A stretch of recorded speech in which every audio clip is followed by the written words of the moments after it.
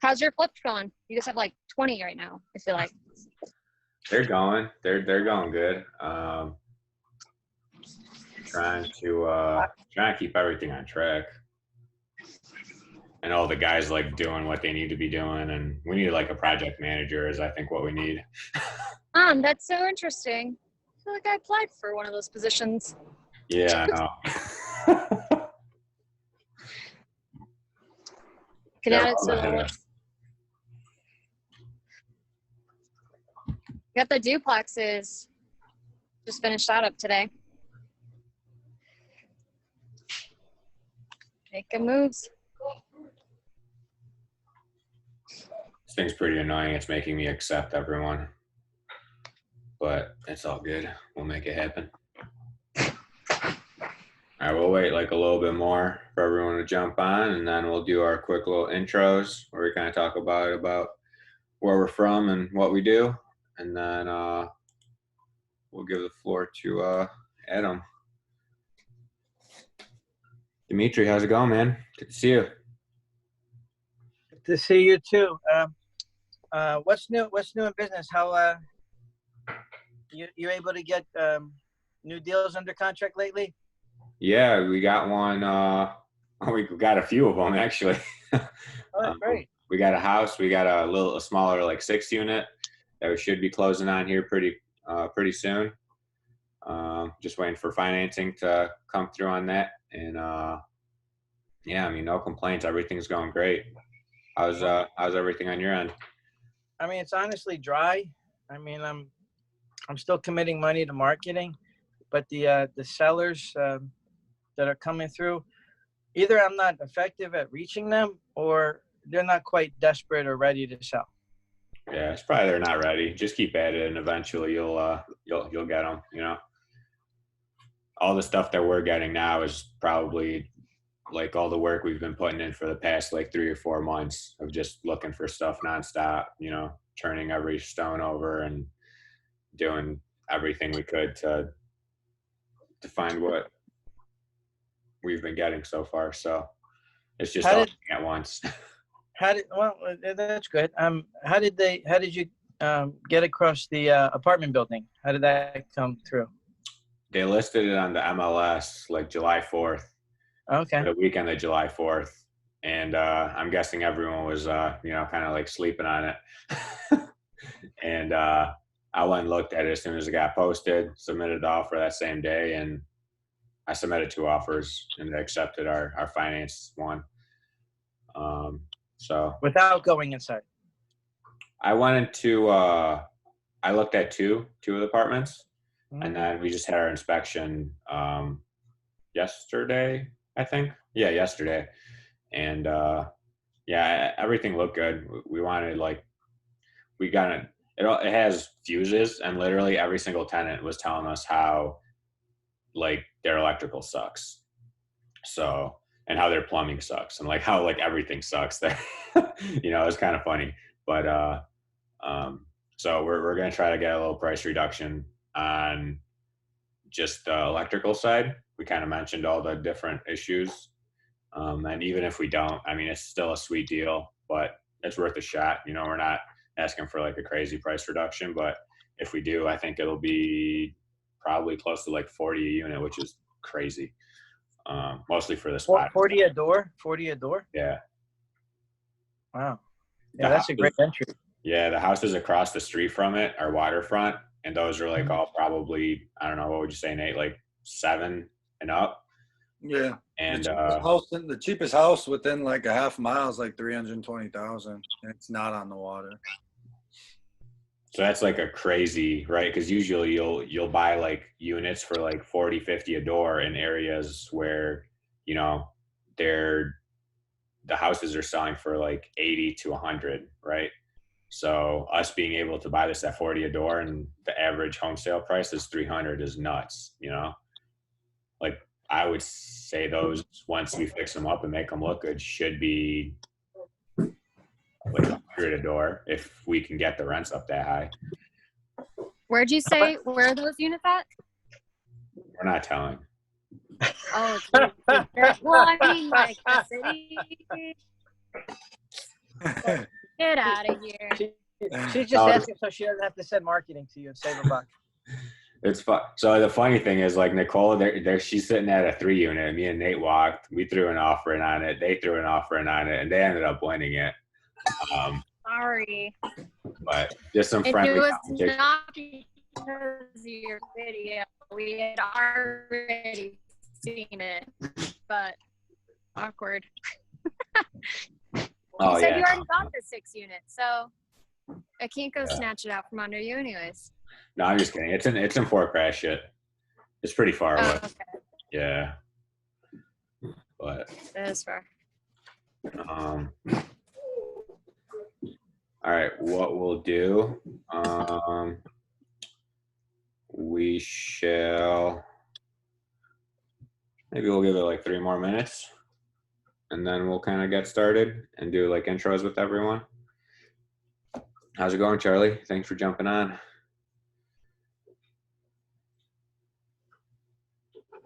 You're muted if you're talking. There we go. I'm good. How are you? I'm doing good. Doing good. Ready to learn. Yeah, Adam's. I'm excited to have Adam talk. Pierre, how's the mortgage? How's the mortgages coming? You guys still underwriting like crazy, giving out mortgages like crazy? Everything good on that side? Dude, I just put in 6 loans today, so you tell me.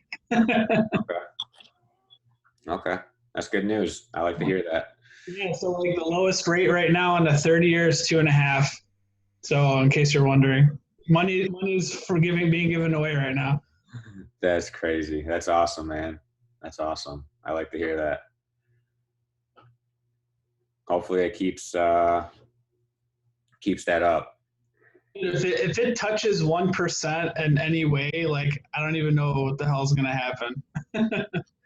Yeah, I mean it's like pretty unbelievable that the rates are where they're at right now. Crazy. To me, mostly like when you like listen to people and they're like, yeah, we used to pay like 18% back in my day. I'm like, what the, you know? It's crazy. Dude, you can finance people that couldn't normally get financed. So. Oh, that's cool. Mm-hmm. Hold on, let me finish what I was doing over here on this screen. So I always forget to do this. Oh, and of course my Zoom has to update on my other computer. Isn't that great?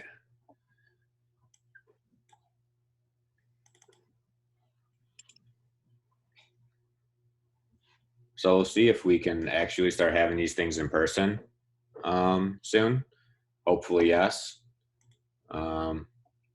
But the upside is, you know, we can have Adam that's all the way on the other side of the United States come join us. And obviously Dimitri and, you know, some other people that are from other places, and we can kind of do these. So maybe we'll try to keep these like virtual ones going, like maybe do a in-person one once a month and then like a virtual one once a month, just because it's kind of cool to, you know, hear from people from all over the place. But let's get started here. Let me 1 second.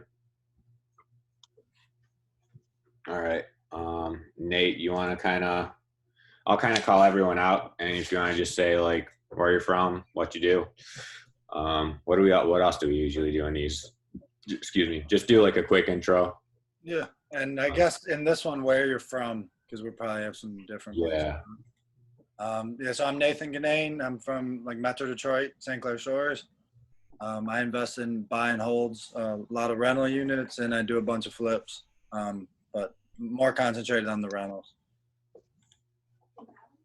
Since I'm on the next screen, I'll go next. So I'm Tio Bogdan, full-time real estate investor. Quit my engineering job, and now this is pretty much all I do. And I do hard money loans, even though I'm not really doing so many right now. I do fix and flips and pretty much just buy and hold, and just looking for, you know, 50 doors and up. William, you want to go next? You're muted. They're working now. Yes, sir. Mm-hmm.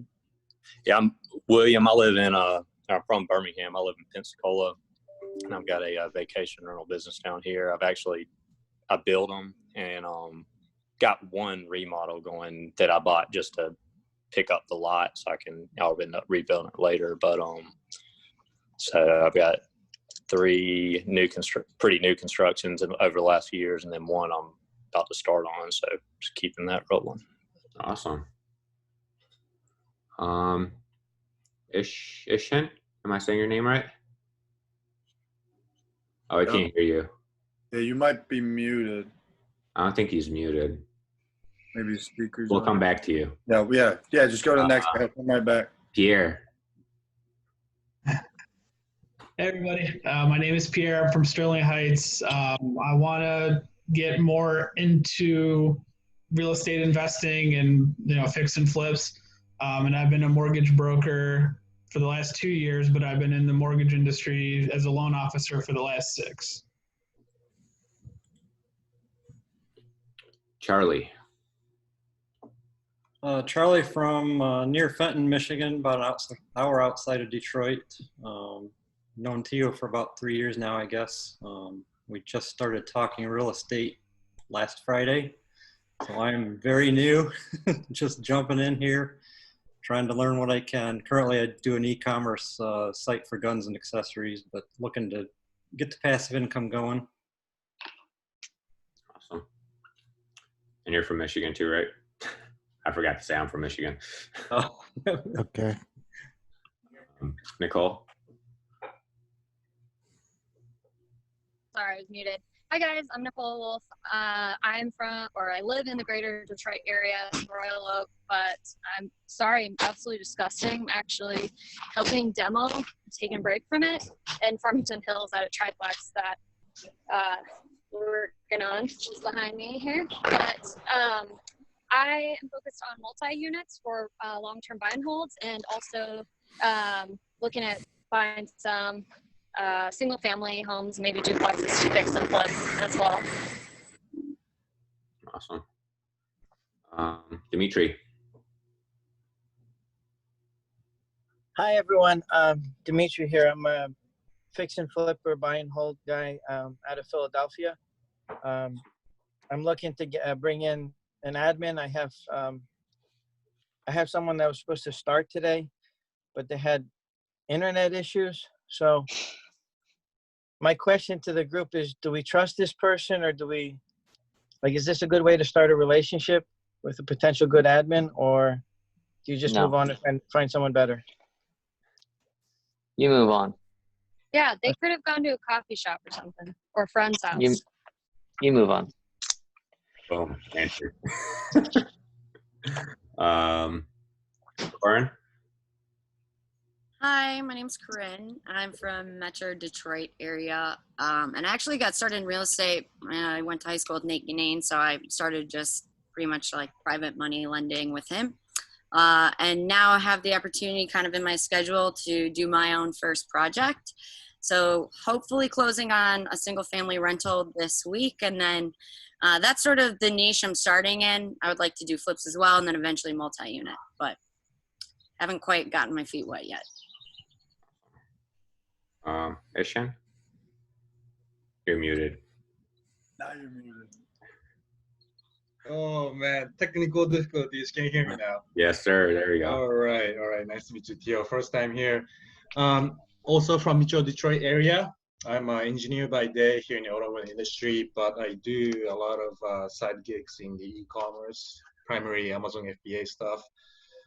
Pierre is actually my guy to go for financing. He just refinanced my house, which is why I was invited to this webinar. Awesome. I'm just getting into real estate. I did buy my first house last year for rental for Airbnb, more so for fix and keep for cash flow type business model for at this stage in life at least. So just here to learn, to meet people. Awesome. Thanks for jumping on. Mm-hmm. Safe. If you can give us a quick intro. Yeah, you're muted. And we'll come back to safe. How about John? Yeah, hi. I'm from Metro Detroit area, Shelby Township. Mostly have done a couple buy and holds. I've only been involved in real estate a couple years. I'm here to learn. I'm interested in getting into multifamily. Awesome. Josephine? Hi, everyone. I'm totally new to real estate, but I'm here to learn and see what you guys are doing. And Yep, see sorry. if I can... Shelby Township, Michigan. Can you hear me? Can you hear me? Yeah, we can hear you now, but it was someone else's turn. Give us 1 second. All right, so I'm Josephine. This is my first time here, and I'm here to learn from you all. I'm totally new to real estate, but I'm hoping to be better. Yeah. That's all. Thanks for jumping on. Thanks. Mike? Is it me? Yep. Me? Is it me? Yep. Yes, sir. Mike. Sorry. I didn't see me. Okay. My name is Mike Hyken. Did you see me or just hear me? We can hear you. Okay. So my name is Mike Hyken, and I am real estate investor. Primarily, I'm doing flipping in Detroit, in a couple of areas, and I do have rental properties in Grand Rapids and Detroit. So I'm very interested in multifamily, and I checked a couple of deals during the last 6 months. Well, actually 8 months, because of 3 months we've been on quarantine. But I'm very interested to buy properties, and tomorrow I'm gonna see the one property with 33 units. I'm very interested to maybe connect to someone who can recommend me what needs to be my attention for the property, because that property got a lot of vacant. Yeah, for sure. Yeah, we can talk about that. So maybe I can talk to you, Theodore, and you can give me you can give me some information about that. But maybe we can talk after our meeting. Yeah, sounds good. Okay, Aaron? thank you. Yeah, thank you. Karen, can you hear us? We can't hear you. Okay. Andrew? Hey guys, I'm Andrew. I'm an engineer full-time, and I live in a duplex, rent one side out. I'm putting some funds together and planning on a bigger multifamily acquisition for my next step. So I'm just here to work with you all and learn with you. Did I sound this excited when I used to be an engineer? Everyone that, hi, I'm Tito, I'm an engineer. I know the feeling, guys. Dimi, I think. D-I-M-I, if you can hear us, give us a quick intro. You're muted, by the way. Can't hear you. All right, how about Safe? Can you Hey, now I can hear you. Can you hear me though? Yes, sir. Okay, perfect. Safe Siddiqui. I'm from Shelby Township, multifamily investor, rentals in St. Clair Shores and Roseville. I'm looking to expand that portfolio, and yeah, that's it. Awesome. Cool. Well, we'll leave the best for last. Well, not best for last, but maybe. But our special guest, Adam, joined us today. So we'll kind of give him the floor. He can kind of tell you about himself and kind of what he's been doing. And me and him kind of talked earlier, I think it was last week, and we've been doing some really cool stuff. So I figured it'd be really great to kind of have him share his experience and kind of his background with the group. I think there's a lot of stuff that he's done that we can learn from. So Adam, if you want to go ahead.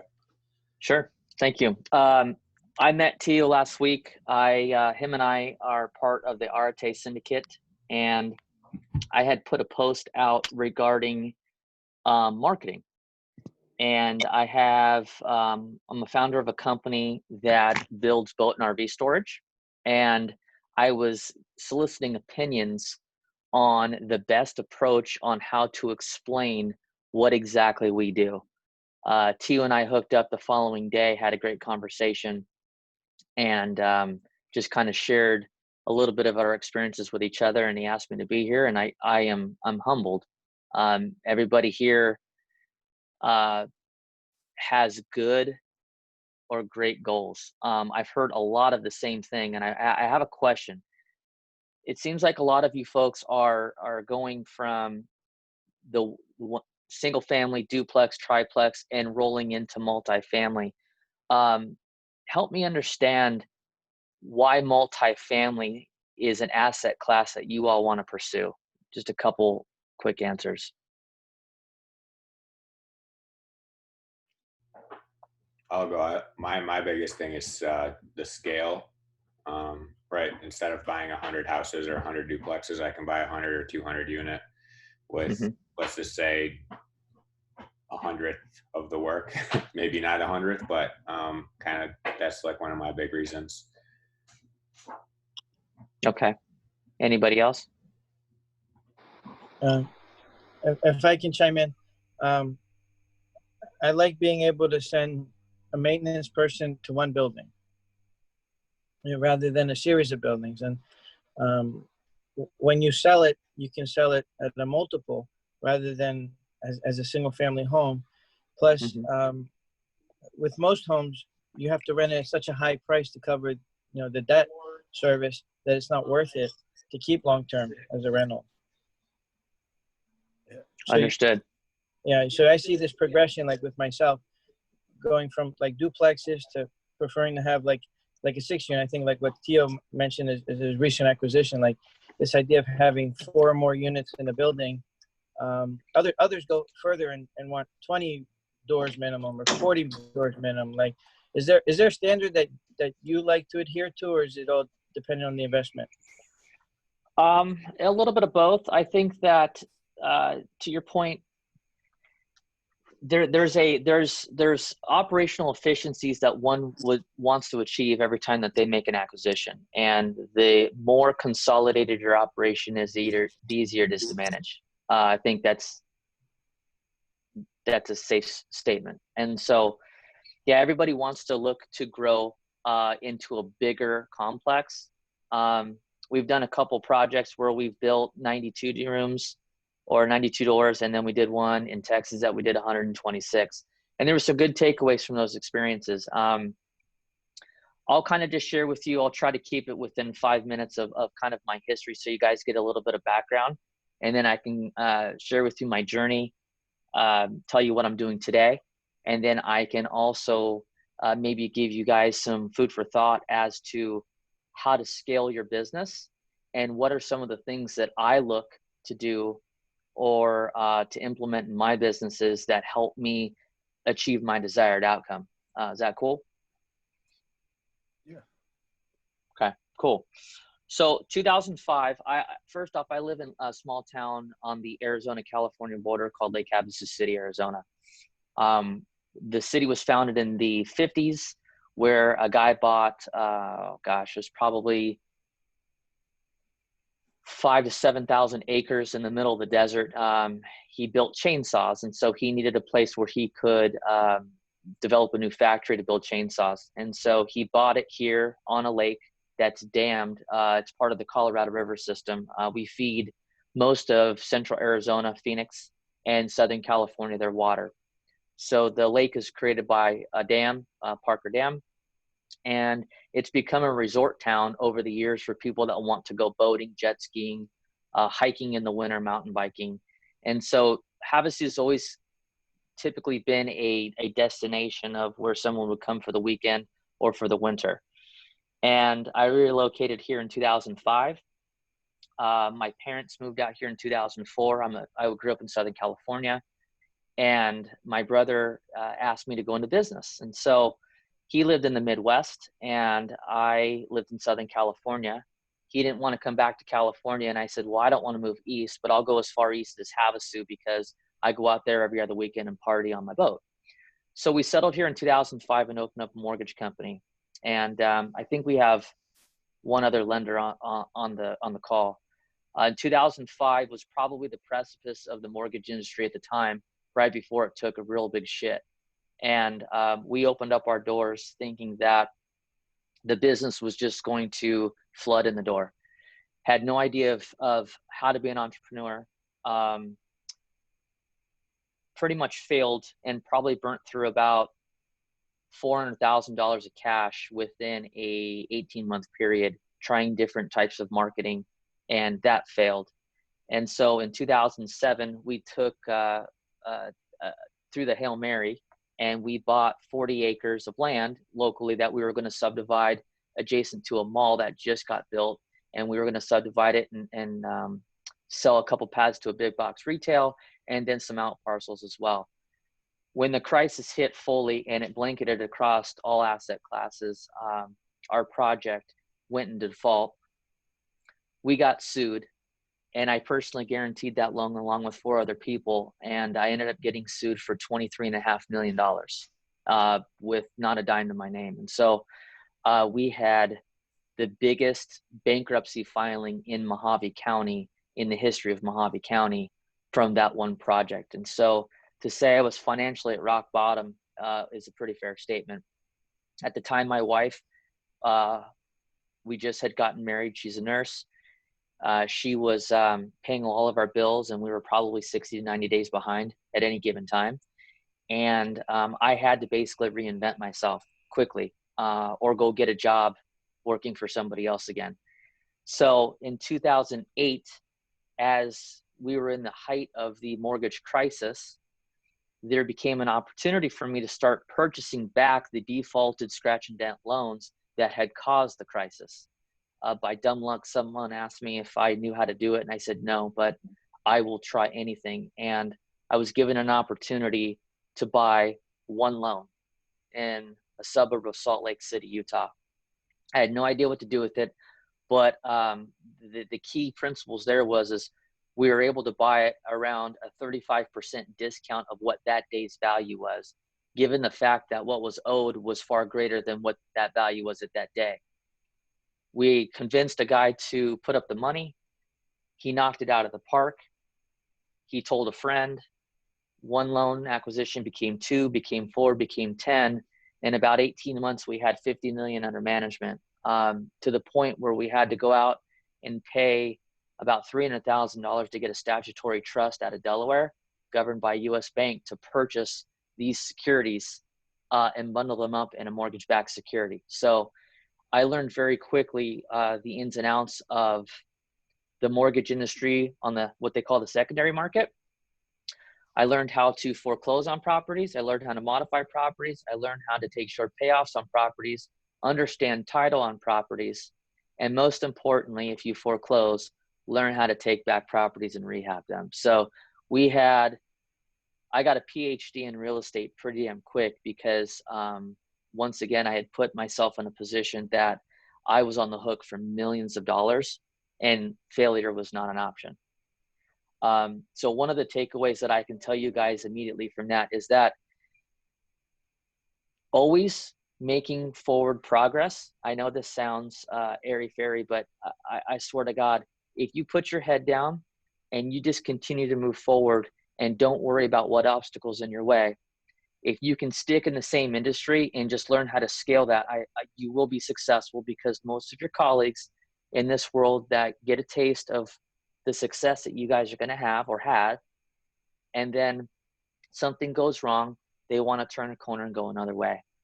If you play the long game and don't try to hit a home run and maybe bat singles or doubles every time, you will build a multi-million-dollar business, whether it's an investor base, a rental portfolio, or a mixture of both.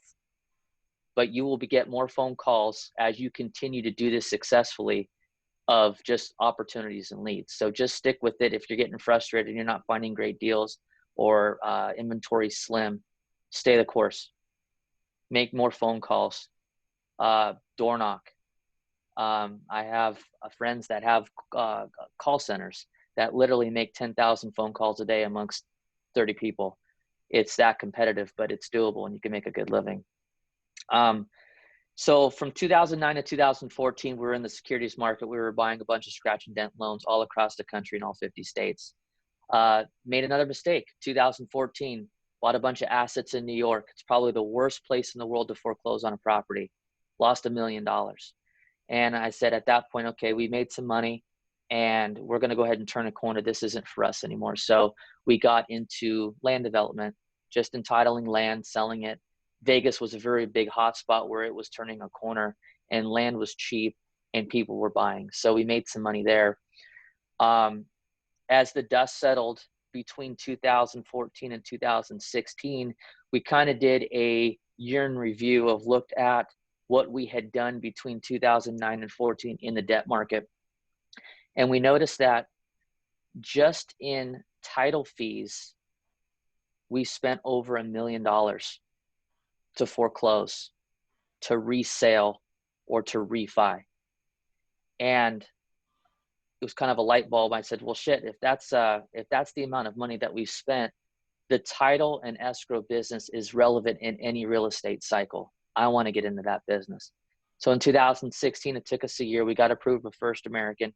We opened up a title company in town. We also went back to our roots and opened up a mortgage company because we saw that things here locally in our marketplace were only getting stronger and demand was getting higher. So I hired a guy that had experience. He runs that division. And then I kind of oversee our title division. So we did that because we were getting rewarded handsomely for taking development risk, buying flips, doing hard money loans, but we were very transactional. And we didn't have anything at the end of the day that was reoccurring, or if we weren't present in our business for a week or two, that business kept on going. We were the business, and that was a big problem for us. Being the smartest guy in the room, you're not the smartest guy in the room if you are the smartest guy in the room. You have to have a team of people around you. That's the only way that you can scale, and you have to have a trustworthy team. And so that's what we did, is we basically invested, rather than in real estate, we invested in personnel, okay? And that personnel has helped us build our companies to where with the mortgage and the title, now we have a reoccurring revenue stream that allows us to go out and swing the bat for more development projects. So during that time, we had some money to deploy, and we were pitched an opportunity to get into the senior independent living space. We knew a little bit about it.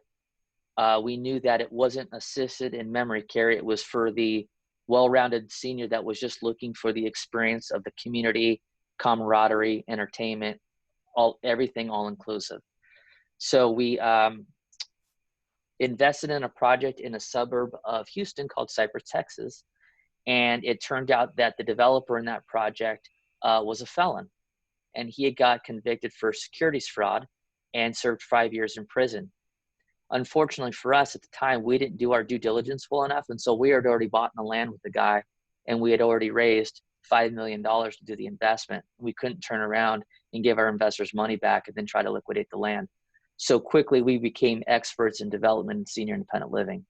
We ended up developing 126 doors in Cypress, and we were able to pull off a sale of that entire building at C of O to the Carlyle Group out of Washington, D.C. Probably more luck than it was skill. But we learned so much in ground up development for multifamily, because that's all it was. Just some ADA compliance here and there, but that's what it was, is ground up development for multifamily. So because we were successful there, we decided to do one in our backyard. We got done about 1.5 years ago developing 92-unit 4-story building here in town. Same concept, luxury living, 55 and older. Another great experience. This one we still own and we still keep. Kind of falling in line to what I was saying before, you gotta have cash flow. It's great to hit singles and doubles and triples, but you gotta have an asset that basically is your safety net long-term, that if you're playing the long game, 15, 20 years down the road, you're gonna thank yourself. And especially with something that big, you can get institutional Fannie debt at low 3s, and it's the cheapest money you'll ever have on multifamily. So if you all are thinking that's where you wanna go, then start aiming your sights big and start looking at, assets that are B+, A-. Everybody else is looking for those same assets, but if you can syndicate enough equity and get institutional debt, non-recourse, it's the best move you'll ever make 15 or 20 years down the road. I promise you, especially with how cheap money is right now. So I would really encourage everybody here that's interested in multifamily to really set the bar high there for yourselves. With all that experience, as maybe some of you know, that there's a lot of different trades involved in developing, and it's a lot to manage. Great experience, but again, a lot to manage. So what we decided to do is, like going back to where I live in Havasu, it's a destination for boaters and it's a destination for RVers. And there are 58,000 full-time people that live in this town. In the wintertime, it gets to about 100,000. In the summertime, on any weekend, it's about 80,000. But we have over 6,000 boat and RV storage units in this town. We developed a 63-unit complex, and our secret sauce is a bit different. Most people that build storage, they build it to rent it only. We actually build it. We create an association, make individual condominiums out of each door, and sell each one fee simple. And what we did by that is it creates more of a liquid investment for us from the development side of things. And then we sell them off. And about 60% of our buyers are owner occupants that put their own stuff in. And then 40% of them are either 1031 guys or guys that are looking for really safe investment. Usually pulls about a 5 to 6 cap is what storage units pull. So we kind of had an aha moment there and said, look, we've done a lot of different stuff. My brother and I, we have our 2 companies that provide enough revenue to pay the bills. We need to take this thing national. So we decided in 2018 to launch Lux Locker, which is our brand for boat and RV storage. And our model is very simple. We go into markets that are underserved with storage or that have huge waiting lists of rental demand. We underwrite the rental income of the area by calling as many facilities as we can to find out what their rent rates are. We already know what our fixed costs are, and then we determine a sales price based on a cap rate. So that's how Teo and I hooked up, is that I was soliciting advice from people in the Arate syndicate on how I can convey that owning boat and RV storage as an investment, as rental income, is a much less risky investment. It's no headache because there's no turnover really. There's no damage. And it's the most one-sided rental agreement that you'll ever have. You own a tin box and they're going to stick their $50,000 to $100,000 asset in it. And if they don't pay you, they get locked out and you get to auction their shit off. It's really that one-sided. So that's kind of the big push of what we're doing today. Currently, we have 5 locations under development: Henderson, Nevada, Reno, Nevada, Boise, Idaho, Richland, Washington, and Gilbert, Arizona. And then here we're just on our last 3 sales here in Lake Havasu. So that's my background. Just kind of some food for thought. Like I said a little bit ago, I engineer your outcomes. Everybody that I heard here wants to really roll into something bigger instead of the onesie twosies. You guys want to buy a complex, 30, 50, 70 doors. Engineer what that looks like. What type of staff is it going to take for you to own 50 to 100 doors? Is it an accountant? Is it one other asset manager? How much cash are you going to have to raise? Do you need to hire somebody that can raise capital? Those are things that you should be considering. And investing in the human capital is the best investment that you can ever make. I know sometimes it's tough to want to pay up for talent, but you will grow and scale your business 10x if you invest in the talent that can help you expand your search and expand your footprint. Yeah, pretty much that's it. I don't want to continue to talk about myself and what we've done. Does anybody have any questions for me based on what I've said? Yeah. Oh, okay. Go ahead, Nate. Yeah. I didn't get a chance to talk to you before, but can you tell us like how big the units usually are that you build, like footage wise? Yeah, they're typically 14 wide by 50 deep is the average. In some markets, 50 feet isn't necessary. So in Boise, the average unit size is 45. Here in the Southwest Arizona, 50 is like a minimum. So about tall do they have to 750 be for like a What's boat? that? How tall are they too? Because some boats. Every door is 14 foot. Okay. So yeah. So the interior of the unit's probably about 15 and a half feet, but the door itself is 14 feet tall.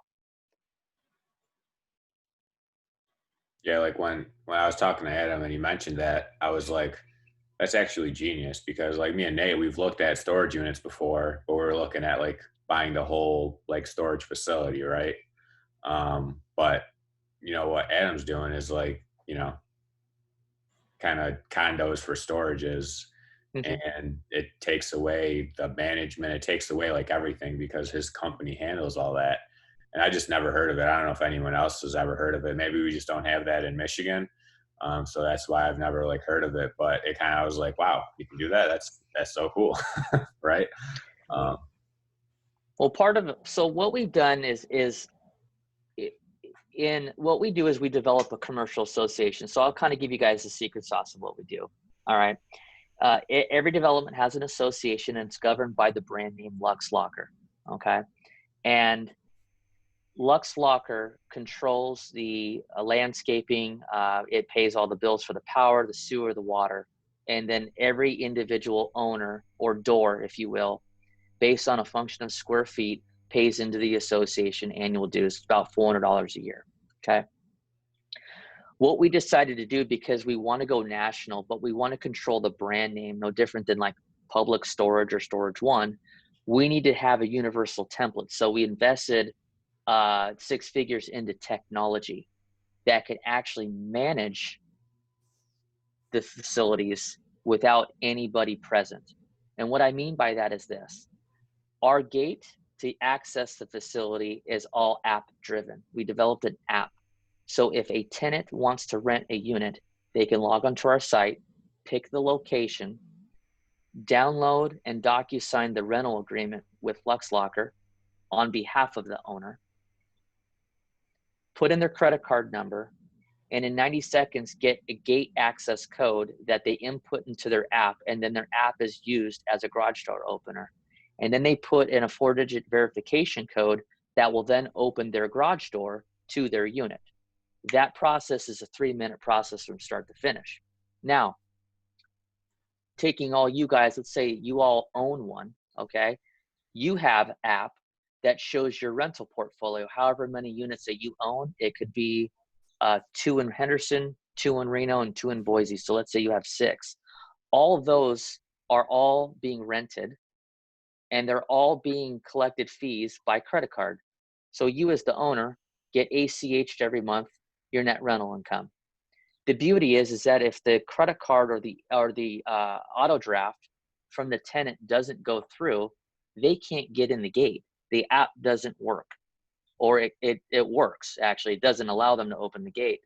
More so, if they get in the gate, the app won't allow them to open their garage door. So we don't have to be on site. You don't have to be on site. In the rare event that there ever is a foreclosure due to non-payment, it's rare. LuxLocker, the brand name, would handle that on your behalf. You would get all your money, obviously, through the auctioned items in the storage unit and all as well. Just like your rentals now, you can depreciate because it is an asset. And you get appreciation because rents will increase over time. And owning boat and RV storage individual units is a very fluid and liquid market. You'd be surprised on how quickly they sell. So it's a great investment. And that's why we chose to go to that direction, because it makes owning storage so much easier. You can do it from the comfort of your own home, and you never have to worry about someone damaging your asset, because all it is aluminum siding. And anything on the exterior is covered by the HOA. It's a high value proposition. And so that's when Tio and I hooked up, and he's like, dang, man, that's an interesting concept. And so he asked me to be here. The one question I was going to ask you too, you were talking about getting like Fannie debt. How did you have trouble getting your first loan, or how I guess how did that go for you? Like when your first time around when you needed to get like Fannie debt put on something. So with Fannie debt, there's two ways you can get ground up construction. The loan process through Fannie to get debt from them on ground up construction is it's a very gray area for senior independent living. Can you guys see me, or am I blocked? You're blocked right now. You're like a big A. Oh, do I? My bad. There, sorry. Sorry about that, guys. They only do construction loans for assisted and memory care. So we actually had to go to a conventional bank to get the ground up construction. Once it was completed, then we had to hit a stabilization rate in order to get the Fannie debt. And so that process will typically take 8 months to a year to do. So we had to personally guarantee the construction. But once we got the Fannie debt, it was pretty easy. Fannie's all predicated on occupancy and cash flow. That's all they care about. And we were able to not only pull out and pay off the construction loan, but we were able to pull out 80% of the equity that we put into the thing at a low 3 handle. So it's a great loan. Yeah, they'll allow you to go up to 85% of value, fully stabilized. That's crazy. On your end of it, like, so say you built it, then you put the Fannie debt on it. Say people bought like all of them. As they buy each one, do you pay off chunks of your debt? Like what kind of loan? You're like, what kind of loan? Are we talking about Fannie debt on multifamily or Fannie debt on storage? Oh, I was he might have been talking about the multifamily. I was talking about your storage. I was trying to figure out how you finance your storage. Okay, so on the storage, Fannie Mae does not play in that space. We go through local banks. We have 3 local banks that we deal with. The challenge there is that we're outgrowing their lending capacity. So what we're probably going to have to do is get in bed with a private equity firm that can extend us a credit line between 50 to 100 million. The problem with that is that their money's more expensive than 5.5%. Yeah. So we have to be smart with our money and try to hold back as much profit as we can and take what we need so we can self-fund a lot of these. Gotcha.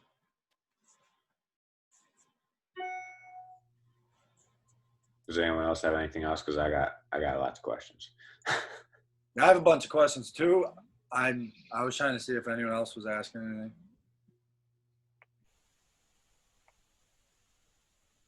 anything. Question from me. What you're saying sounds beautiful and all, but like it sounds intimidating. So let's say I can, like, do you build it? Are you getting modular construction for your storage units? Like how do you, like, walk me through that process, or like the zoning, the process? Like, do you take an existing place and make it better? Like, walk me through that. Okay, so there's specific zoning.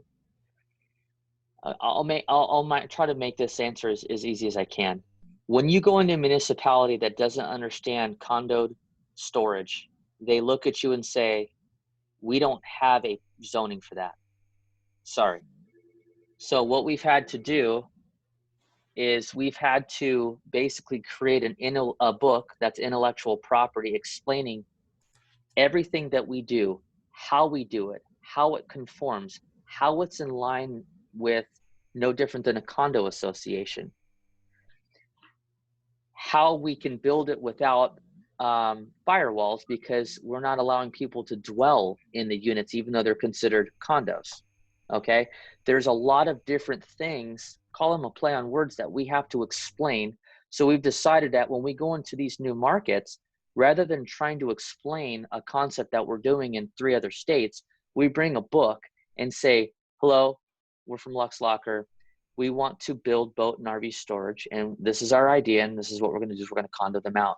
It gives them minimums on concrete PSI, structural renderings, elevations, gates, doors that we use. It gives them everything that we do so they can fully understand what it is that we do. And the answer that we always get is, well, they're condos, so are people going to live in them? And we said no. And so we have to explain that we have a set of rules, CC&Rs, that we that govern the properties. And so the zoning typically is light industrial, is what zoning we've typically found as that's the conforming use in any municipality. But we go into the, to the zoning meeting wanting to understand that before we start going out to the marketplace and making offers on property. And then when we do lock it up, it is contingent upon the conditional use permit from that municipality to build it before we close. That's important. Does that answer your question? That's very helpful. Thank you. If I may ask one follow-up question. When you put an offer together contingent upon zoning, generally, how many months do you give yourselves? And is there like how do I call it? Like a chunky money that you would leave behind if the zoning didn't go well because you tie up the property for a time? Great question. We like to get as much time as we possibly can. We ask for 100. We ask for 120.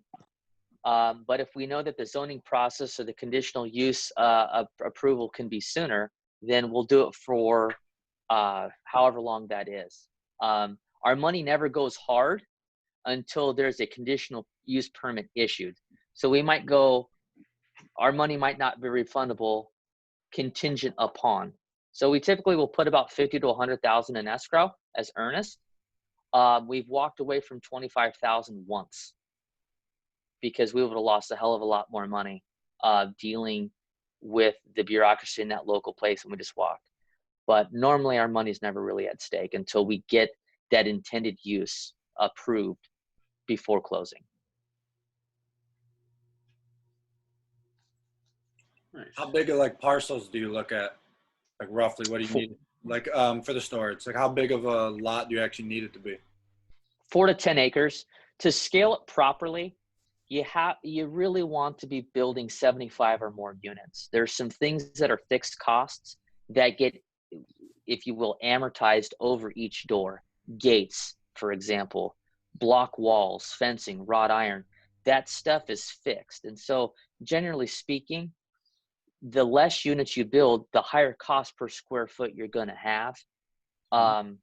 So you want to get up above that 75 number. So you're really spreading out that cost per square foot amongst more doors. Yep, sure. I have a quick question. I know you said with the app, you're automating as much as possible. Now that you're building these different locations across the nation, say everything's up and running fine, the app is in use. I mean, do you have like a point of contact locally there that in case a meteor hits your complex or a pipe bursts and someone needs to be there for an emergency that is local, or you have to just send someone there, or how does that work? So typically there's warranties with the GC that develops, that actually builds the project. So something major like that, it'll be on the GC's problem. But if a consumer has a challenge that they can't overcome on their own, what we've done is we've just have the realtor that represents us locally go out there and attend to it. So there's usually somebody. We haven't had a problem where we've left somebody high and dry. One of the things that I was wondering was, sorry, I don't know if I was muted or not. When you're looking at developing these places, what metrics are you looking at? Like, are you looking to be like next to a lake and you know that a lot of people need boat storage, or kind of how do you decide to know that this kind of model would work? We look at income demographics, rooftops, patterns. So in Arizona, I can tell you where people go to recreate, where they live mostly full-time, in other states, it is specific. So we really research habits, patterns, destinations. Every major metro area is in need of storage, right? The question is does it exist? And if so, what are the rent rates currently going for? And what's the demand and waiting list for that? So Henderson's a great example. Henderson's got about 200 boat and RV size storage units that are full. Prices range anywhere from 80 cents a square foot to $1.20 square foot. Okay, those are big numbers. And the reason why that is because A, they have such little supply, and B, they have a 3-year waiting list for someone to vacate. So when we look at that, we have a team of people that call and are inquisitive. It's like, hey, we're looking for boat and RV storage. Do you have any available? No. We probably get, one lady said, we get 10 calls a day and we just have to turn them away. So where do you send them to? We don't. There's nothing available. So you have to look at the amount of rooftops. The more dense development is getting and the closer the homes are, typically they're governed by some type of HOA or CC&Rs. They're really getting tight on what you can store on the side of your house. Okay? So people are going to continue to own jet ski, motorhome, fifth wheel, tow behind, quads. And with a 2-car garage, I mean, you can only do so much, right? So they got to store it somewhere. Now we're appeasing to the tile guy, to the concrete guy, to the electrician that actually can buy something to store their equipment and not have to buy flex space that cost $500,000 to $1 million. So what became an idea to just put your boat in RV in is now becoming, in bigger cities, more of a place for the trades to put their equipment in, which is great. Yeah, it's really interesting. Do you guys do outdoor too, or is it all indoor kind of? Our niche is indoor enclosed. There are a lot of popular overhang outdoor that are less expensive. It is more cost effective. That's just not our niche. Yeah. So we're going to stay in our lane. Okay.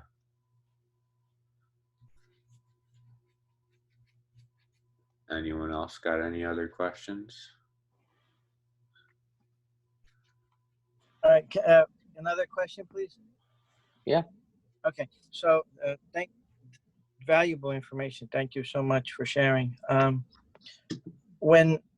So would you recommend building in phases?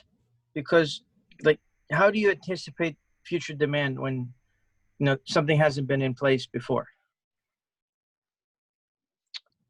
That's a great question. We research how many registrations there are for RVs and for boats in any given area. We look at a 10-mile radius as our typical footprint of where someone is willing to go to store their stuff and to drive to get it and then to come back to their house.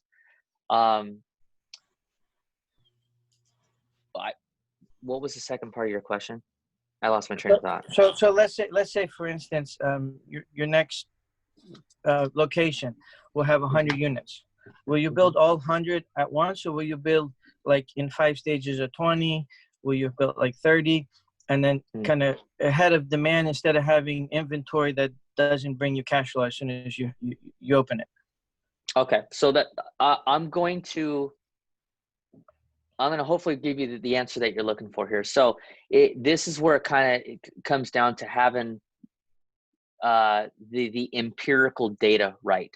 Okay, 100 units is really where you want to land on any given development. Call it a phase 1, right? You want to build 100 units. Some projects have such high demand in the area that you can get away with building 170, 175. But 100 units is our sweet spot. And if there's such demand in the development process, because we're selling these things, so we're taking phone calls all along and taking reservations, opening up with a title company where they're putting a $5,000 refundable deposit down. We know probably within 3 months of the development how well we're going to do. Our performers usually want to open at 35% sold. Last project we did was 80% sold, so we knocked it out of the park. We don't expect it to be like that all the time, but 35%, and then an 18-month sales process for the remaining 65%. But that pre-sale process will dictate how many more pieces we need to have behind it. And that kind of, because it's so new, there is no empirical data to really pull from and say, okay, the average days on market for a single family home in this area is this.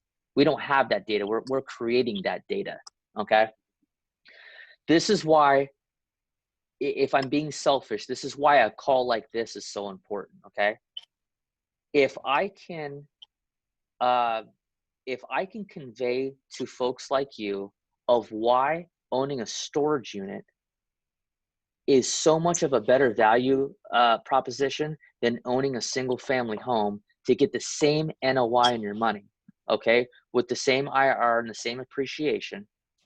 And you don't have to be anywhere close to where the unit is, okay? And everything's driven by technology. I have 10 million buyers across the country. You see what I'm saying? So the answer to your question is we just haven't touched enough people yet to get them to consider why this is a better asset class. And once we do, and once this becomes somewhat more of a household conversation, then the demand is there. Because you're either going to have people, again, that are going to use it for themselves, which don't care about cash flow. That's about 60% of your people. But then you're going to have that 40% that are looking for rental opportunities. That's my, so it's a mixture of both. That makes sense? Yeah, for sure. So my buying base, technically, it doesn't even have to be in that 10-mile radius if I do my job right. I just have to educate the public. Because with rental isn't really in need unless it's the day of. Like, I don't get a lot of pre-rentals. Like, hey man, I want to rent it when you're done in 3 months. No, people have a need today, right? So rental is more of a immediate need, whereas buying it for self is more of a want. And then it becomes a need, and they're willing to wait out the game. You see what I'm saying? Right. So there are advantages to the contractor and some kind of certainty in having a dedicated place for their materials as opposed to renting every month at a big name storage facility. Yeah, that's one of our buyers, correct? That person right there. Mm-hmm. That could be a probably good renter too, right? For if someone buys it as an investment and then rents it out to one of Think those. about it, yeah. So if someone needs a warehouse 750 to 1,000 square feet, that's probably going to cost a lot more than $400 to $500 a month. But that's what a storage unit is, approximately $400 to $500 a month. So it's no different. I guess I wouldn't compare it to crowdfunding, but the barriers of entry, whether you're owning it to own your own stuff in it or to lease it out, the barriers to entry are a lot smaller than building 100 units for $6 million. Yeah, no, definitely. I had one other question. What? I'm sorry. Oh, go ahead, Mickey. Okay, one last thing, please. So on average, like you're talking about pre-sales, at what percentage sold are you good? Like whether it's to your investors or to your goals for the project, like at half sold, are you breaking even and starting to turn a profit on the project, or like what are your, like when do you know 65%. that this 65%? Okay. Mm-hmm. Mm-hmm. Okay, cool. And then do you have to maintain that level to stay profitable, or can it start dipping over time if there's vacancies in your structure? Well, here's the $1 million statement here. It all depends on your cost of money, right? If your money's cheap, then you have the ability to hold. If your money's not cheap, then you're going to have to sell. Mm-hmm. That's the beauty of it. I can sell, or I can choose to lease all these out myself. It just depends on what's the best thing for the project, right? So if sales are slow, but leasing is high, we'll lease them all. So it's a flexible model. There you go. Okay, got it. Cool. My other question was kind of going back to the independent living stuff.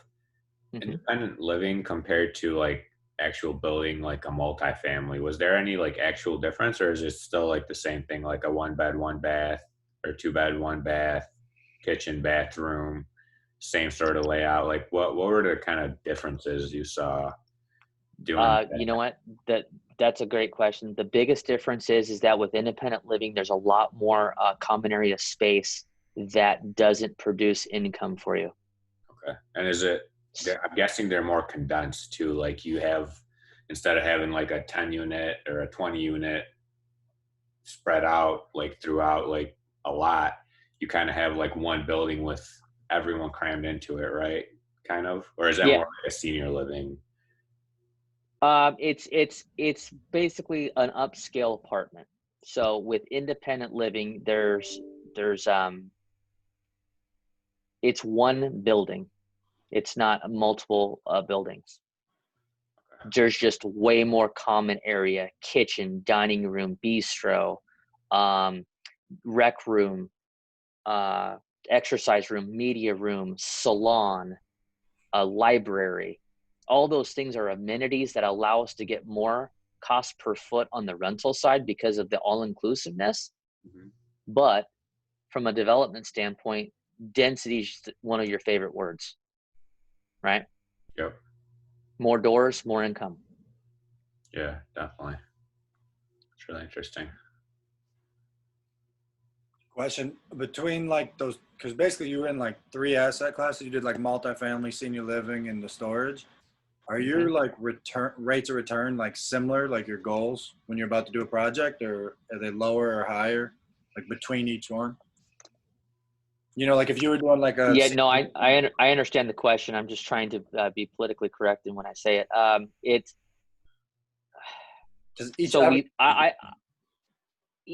Each one has a different return over a different period of time, and they all have their own benefits. But if I'm being selfish, because of where I'm at in my life, I value my time a lot more than I used to. And because of that, I like storage the best because it has the least amount of people to manage.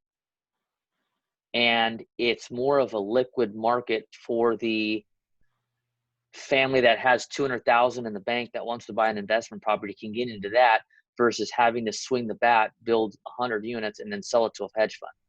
Yep. I got you. So where I'm at in my life is I don't mind hitting singles and doubles as long as I'm doing that pretty consistently. Now I used to, want triples and home runs, 30% return, was like what I wanted. Then it became 20. And it's like, wow, we're kind of slipping a little bit, but hey, making 9-10%, maybe 13 is still a great return as long as you're doing it consistently. Yep. So hopefully that answers your question. Yeah, no, absolutely. Ahmed, you got a question? You're muted, by the way. I saw you raise your hand. All right, much better. Sorry I jumped on late. I've been on my phone since 8 a.m., so apologies. But quick question for you, Adam. I am working on a project out here in Southern California, and I have it probably able to get somewhere between 240 to 300 units, senior housing, active adult, 55 and over. And I got 2 questions. One, I've been, the more I've been doing more research onto it, it seems like the senior active adult properties are, the experts in the field are saying they don't want to build pretty much bigger than 150 units because they lose a sense of community for the residents. So I'm thinking of maybe splitting it into 2 separate projects. So that's one, in terms of how many units is kind of like the sweet spot, so it doesn't get too big and turns into a monster. And the second question is, they're saying to provide those amenities like you're talking about, that if you're going to do 150 units, you're looking at least 10 to 15,000 square feet of clubhouse space for amenities. What is your thoughts on the number of units per project.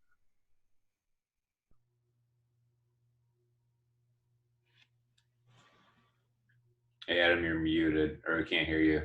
Yeah, I think you got muted really quick.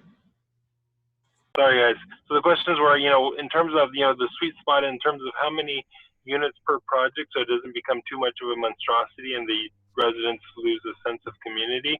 And two, that clubhouse, that amenity space, in terms of, total number of square footage. What's the kind of numbers you've seen?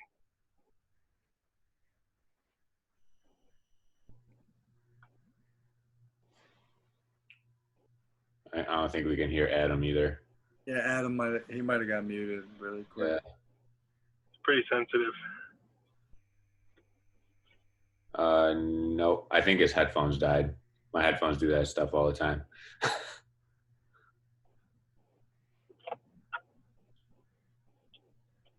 we'll give him a minute to switch over. Yeah. The burning questions.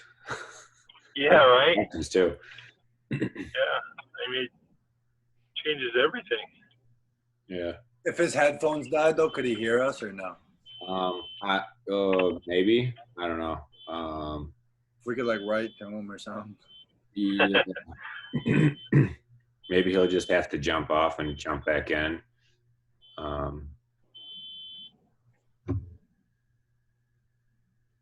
Seems like he's frozen now. Let me see. There he is. Oh, there he is. Can you hear us, Adam?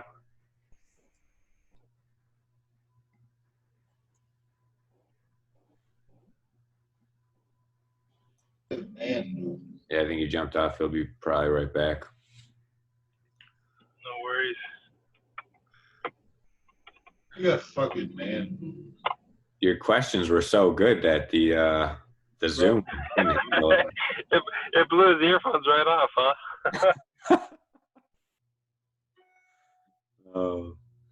The weird thing with this, for some reason, it like makes me have to let everyone in the room for some reason. I don't know why. Oh, yeah. I think I got to go through the settings some more, but yeah, we got Adam back. If you just unmute yourself now, you'd be good. Yeah. Okay. Thanks, guys. Sorry. Yeah. So you're good. bad for taking up a bunch of time. Well, so explain to me the question again regarding the clubhouse again. So the two questions I had was, I got a project that, we've been in the works for a while, and I'm rethinking of the redesign because we're getting close to, submitting again. I can't hear you, Ahmed. It's active. How is this better? Let me get closer. It's active adult senior housing, 55 and over. We're entitled for like 250 to 300 units, but now I'm starting to hear that is too big of a project for the residents to feel comfortable in, and they're thinking, the experts are saying maybe 150 units is like the sweet spot. And then when you have a building of 150 units, they're saying you need a clubhouse of about 10,000 square feet for all the amenities. So I was, wanted to get your take on those sizes and those numbers. So that's probably good. Where is it at? So this is Southern California. So that's probably more of a local ordinance, yeah? That they're requiring. No, this was for coming from some of the larger guys that, the guys over at Greystar and Avenida and some of these large senior apartment owners and developers. That's what their feedback and their experts are telling them. This is the sweet spot. Don't go bigger than 150 to 200. 150 is like the sweet spot. And then you need at least 10,000 square feet of amenity space minimum for something like that. That's probably just a function of total square footage versus activity space that they've probably just factored in over the years in their model of what they can get away with. Because like I said before, density is our friend. And when we have too much dedicated area that's not generating revenue, there's a fine line between that. What is your number in terms of amenity space versus per unit or something to that extent? I'll be honest with you, man.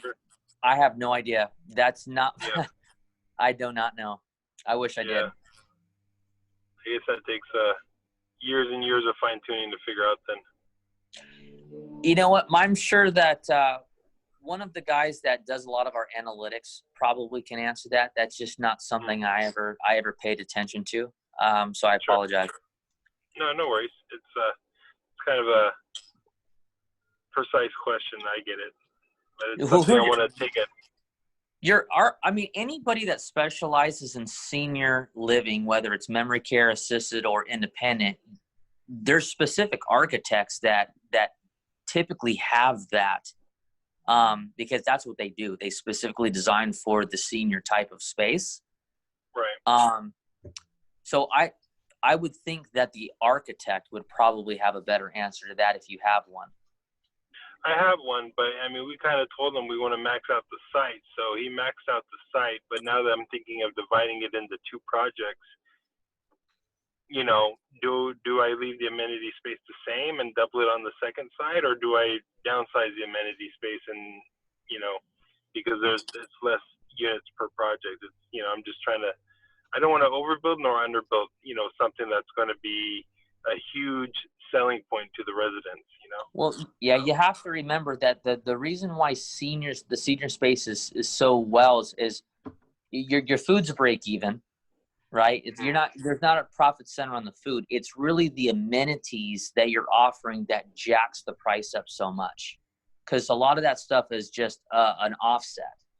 So you're eating the air conditioning, you're eating the utilities, you're eating the cable, Wi-Fi, all that's included, right? So you have to offer as much as possible to justify, I don't know, $3,800 to $4,000 a month for a 1-bedroom with a den.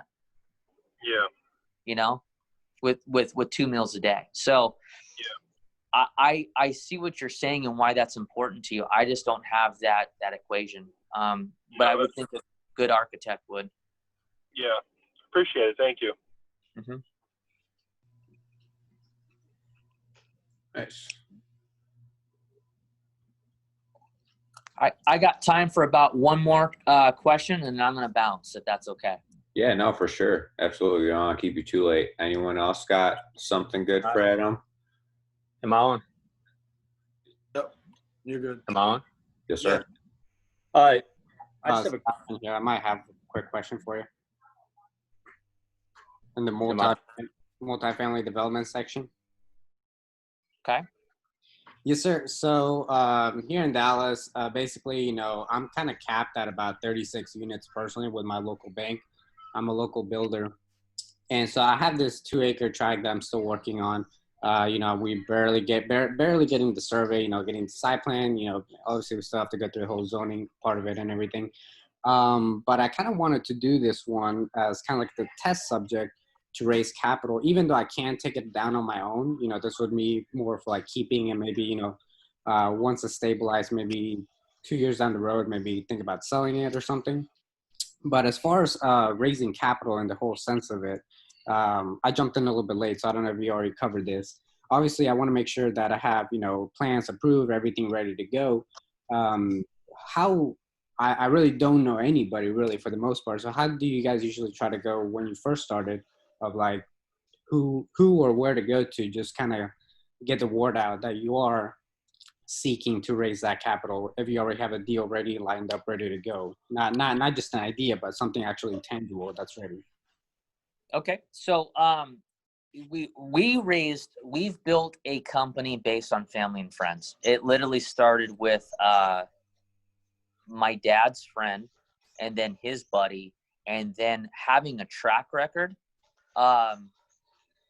It allowed us to have some credibility, right? So when we would introduce ourselves to new people that we didn't know, the first thing that they said is, well, it sounds great, man, but show me some proof. So we would show them the proof, and then we would give them references. If you don't have anybody that's family or friends that can at least ignite your momentum, then you're going to have to go out to a firm that raises capital like Avis & Young. probably CB Richard Ellis has capital markets that they syndicate debt and equity. It's not cheap. So if you can get away with getting it from family and friends, that's your best way to do it. But I will tell you this, even if it's a perfect stranger, if you're putting up your own cash, they're more likely to come in and build a relationship with you if you have your own skin in the game too, and you're signing as a personal guarantee. So we've raised a lot of money from people we don't know, but we put our own money in the deal. So they say, well, shit, if they're putting their own money, then I guess if we lose, we all lose together type of thing. That's a good way to raise capital is to put your own capital up in addition to theirs and match it, since you have the money. Gotcha. Okay. Yeah, that was kind of my plan, you know, at least have the lot, you know, as my equity and probably a little bit more, but no, I appreciate that. That makes a lot of sense for sure. You got to remember this, okay? There is more money than there is deals right now. So people are begging for opportunity. We're not seeing where we're begging for money. It's actually more of a problem for the people that have money, is that they have too much of it and they need to deploy it. The problem is who do they deploy it with, and are they trustworthy? Do they have a track record? Gotcha. So just understand that when you go to raise capital, you're doing them a favor if you're providing them a solid project. It's not the other way around. All right, that's awesome. Good to know. Yeah, I definitely want to use this one kind of as a test subject, just to at least make those connections and kind of get my foot in the door with. Absolutely. Absolutely. Hello. Yeah. I'm trying. On that same note, I'm just wondering if you have, say, the same amount of capital that you're going to put into a deal, what advantages do you have finding your own deal and syndicating it versus putting it into another syndicator's deal? If it's somebody you know and trust, you know, what advantages do you lose by just investing in other people's deals, other syndicators' deals, versus finding your own deals in multifamily in particular?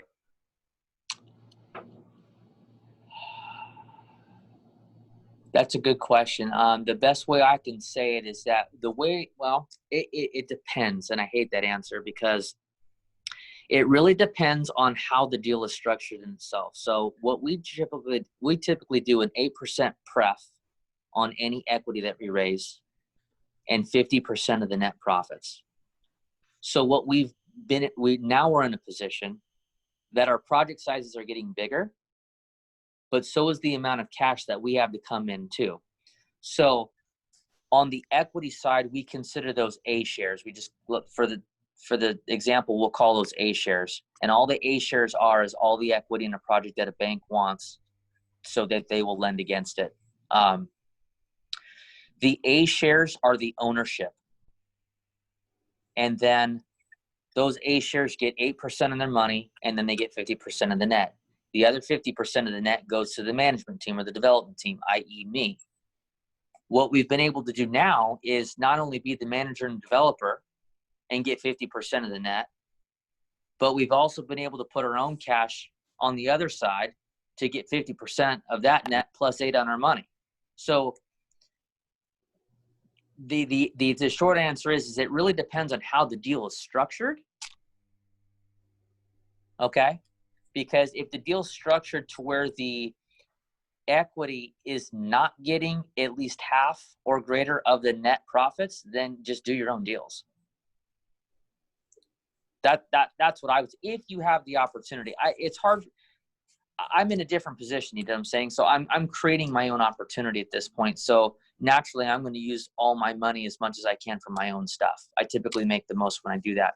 But I also have to diversify in case I miss the mark. So yeah, I've thrown buddies money, but I only probably make 10, 12% at best. And it's more of a relationship builder at that point. You're talking about 10 or 12% cash flow, but at the end of the deal, whenever that property's sold, you're going to share in the equity once that property's sold, correct? Yeah, the cash flow is probably 5 or 6, and then when it's sold, then you get the difference. So it depends on how long we hold it for. You know, are we getting more appreciation over the years versus just making a quick sale. Like in my example, when I built that one in Texas, it was going to take longer to lease it up to get the bigger dollars in the back end. So we just sold it and made the quick money up front. It was a better return for our investors versus holding, leasing, and then selling for $3 million more 2 years down the road. Yeah. So the investors aren't getting an equal share of the appreciation when the deal is sold 5 to 10 years down. In my deals there, because it's 50-50 on the net. Okay. I got you.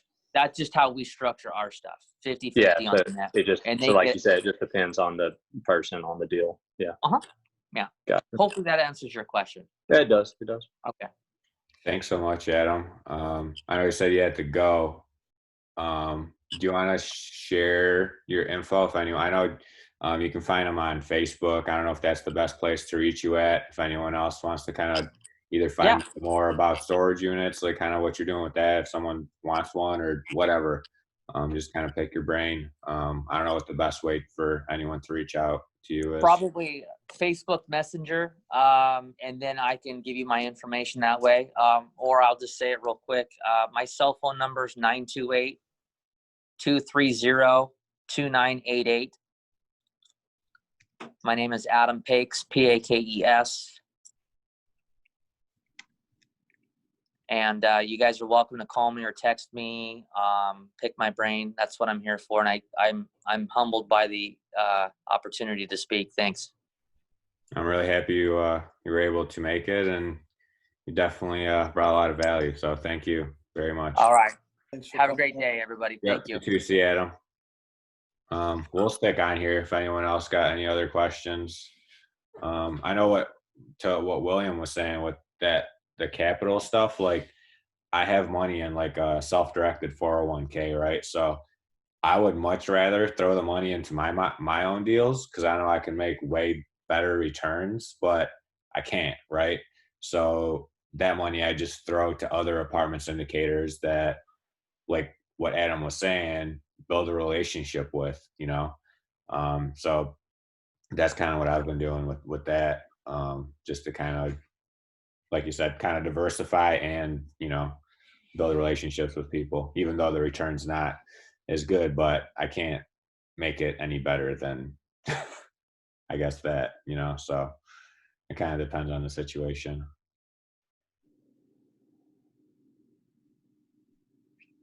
Yeah, it was really cool. I never heard of anyone doing like condo self-storage stuff. So when you talked about that, I like hopped on the phone with them right away. I was like, what are you doing? And how do you do this? Because this sounds sweet. Granted, I think my first thing that came to mind was like the units that we're looking at, which they're smaller, much smaller storage units, which are anywhere from like, $8,000 to $10,000 a door for like 100 whatever of them, and you can probably build them for like $5 a door. But obviously, his units are probably the size of what, 4, 5, 6 of those. Yeah, they're huge. Yeah. Yeah. Normal ones are like 5x8s and 10x10s and like different random size. That's why I was really curious about like how he targets his market, because like in Michigan, technically you could do that by a lake, and since we're by lakes everywhere, that might be a really sweet model to apply in this area, right? A lot of people have really nice boats, but I guess to kind of go along with that, why wouldn't they keep their boat in at a marina, right? And like rack storage. But I guess there's people that trailer their boats every day to the lake and drop them in. So maybe you're kind of targeting those people, or I don't know. Yeah, I guess in a different way you're at. Is anyone else working on anything different?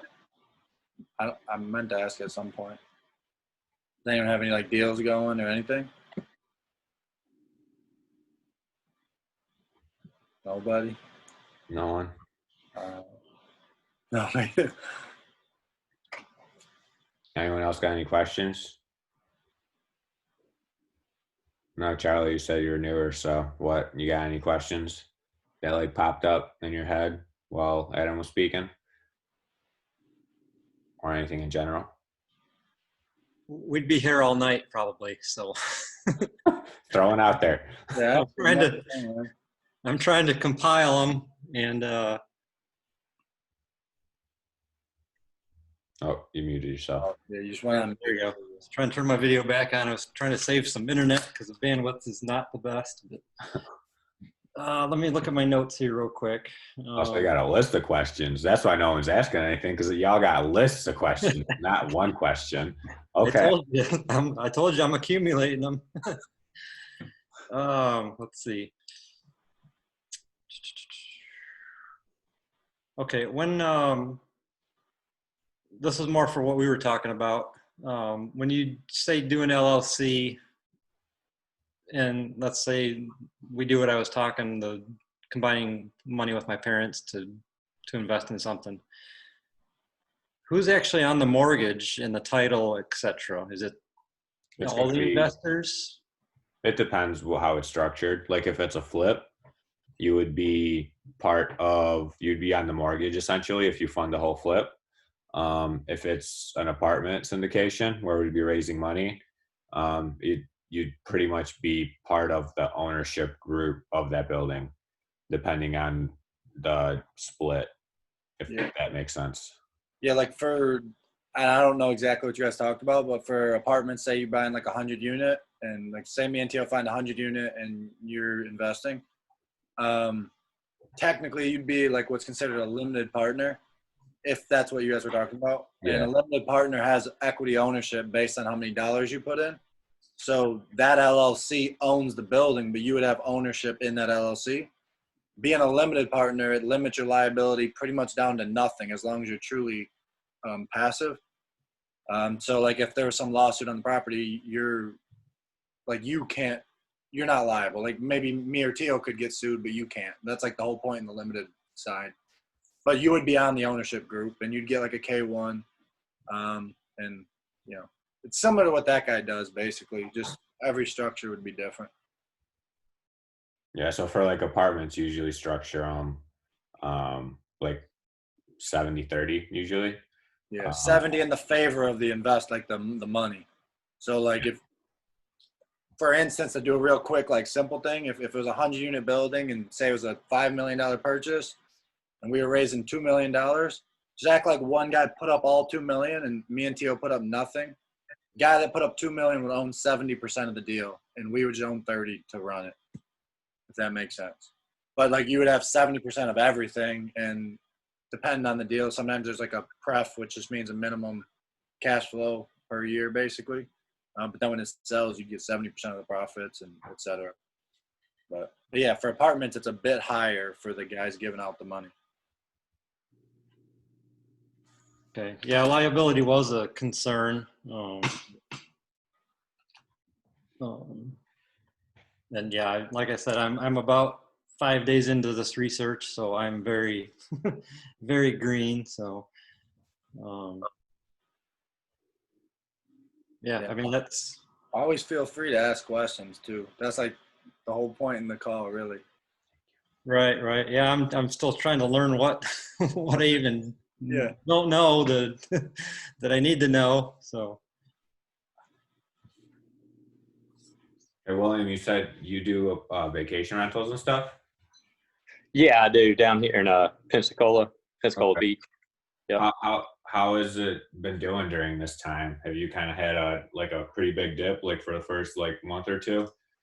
So, well, the governor shut us down completely. You know, I guess it was late March, and then all of April we were shut down, and end of May he finally made the announcement that we could open things back up.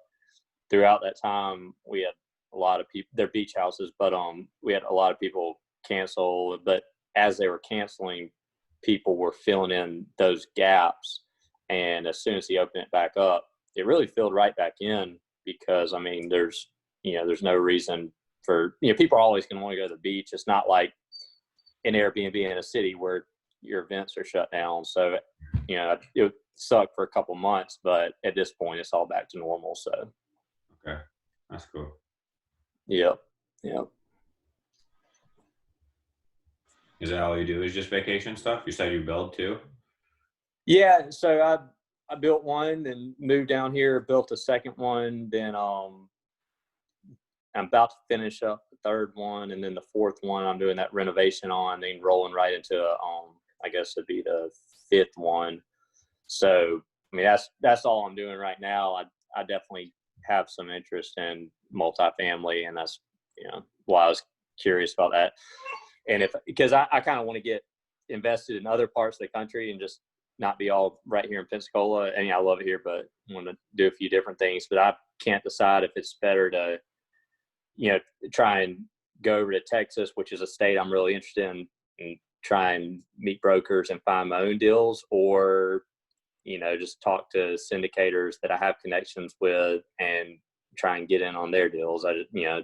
Not really sure yet. And I don't know if maybe just from podcasts listening to, a lot of people think in the next 6 to 12 months that a lot of deals are going to be some people do, some people don't, but think a lot of deals might be popping up. So post corona. So just kind of trying to learn what I can now and maybe be prepared to do something when that time comes.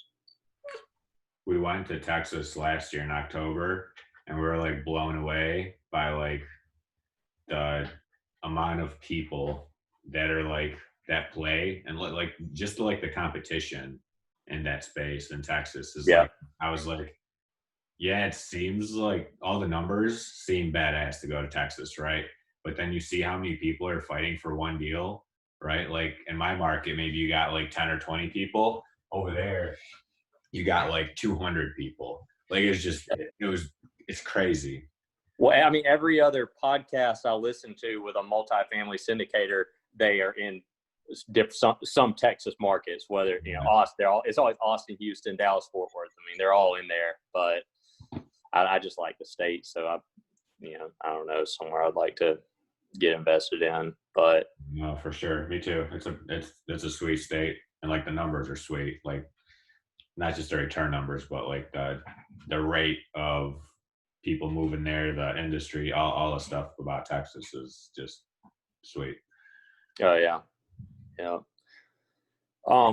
Back on that same question, then why, like, when you say you can find better returns on your own than investing with other people, but I mean, is that because when you're making the deals, you're creating a higher cash flow for yourself, and you're only promising the investors a certain cash flow that's lower than, based on what's put into the deal, the percentage of equity put into the deal, or?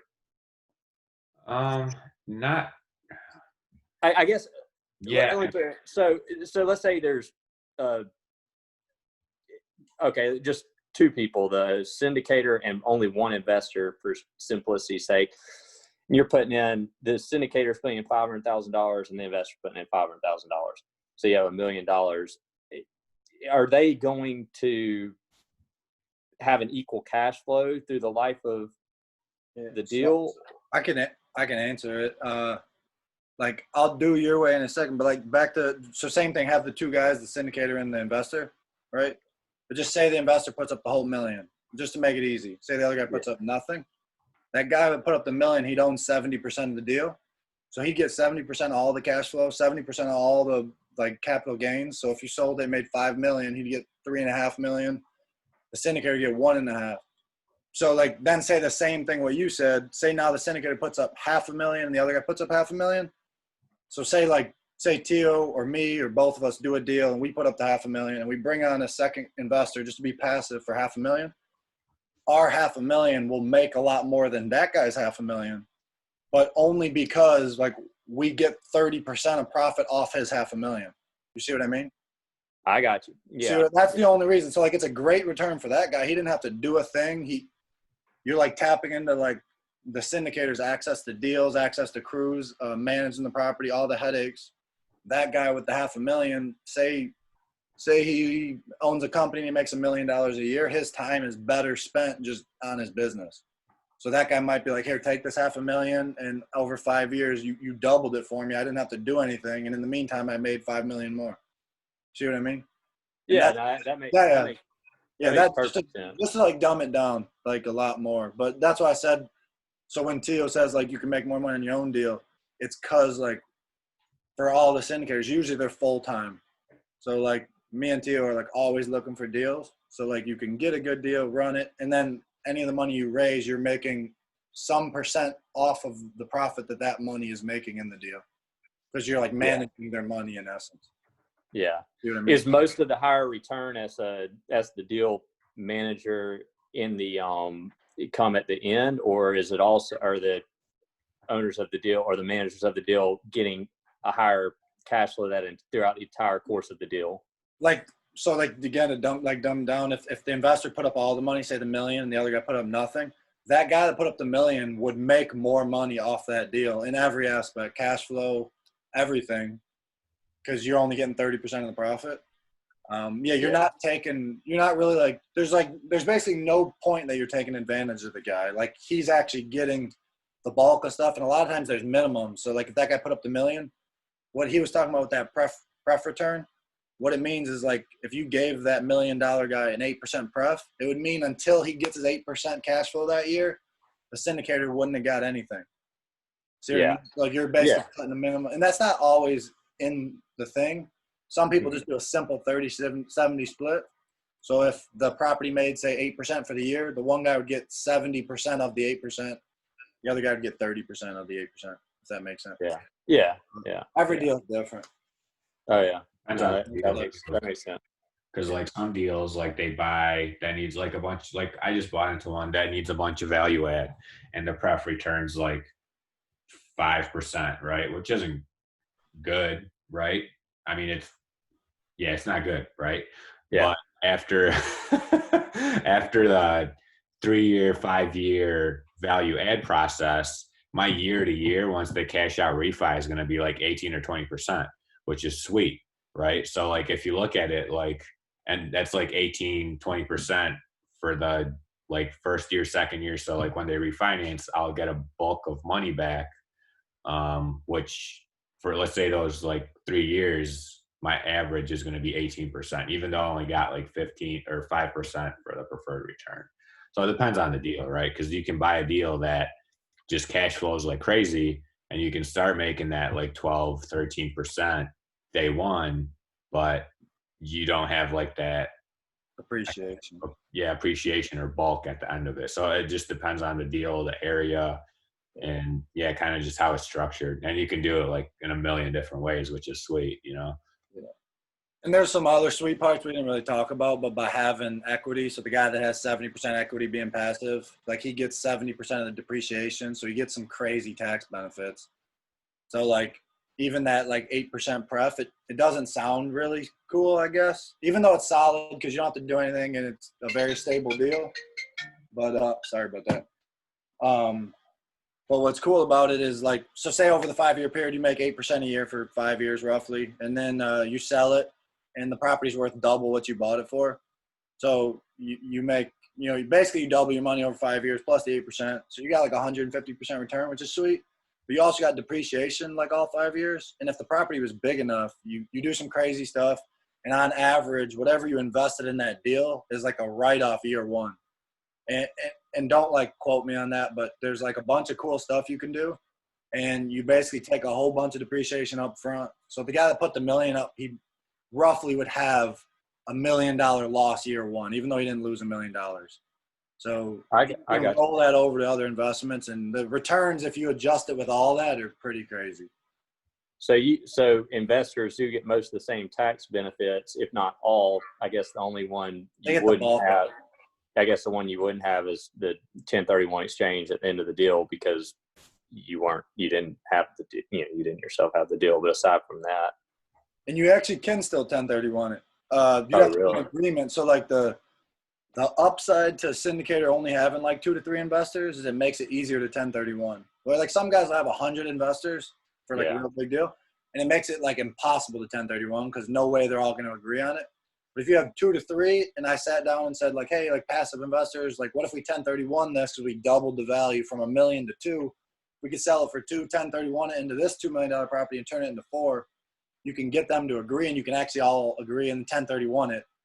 Okay, so you have to all be together on the 1031. You'd have to all Yeah, come if to someone, there's ways to do it. If someone does back out, it just gets a little complicated. But that's why I said the less people, the easier that is. And there's some no weird doubt. stuff. But people actually do 1031 syndications into other things that are bigger, and you can keep rolling that.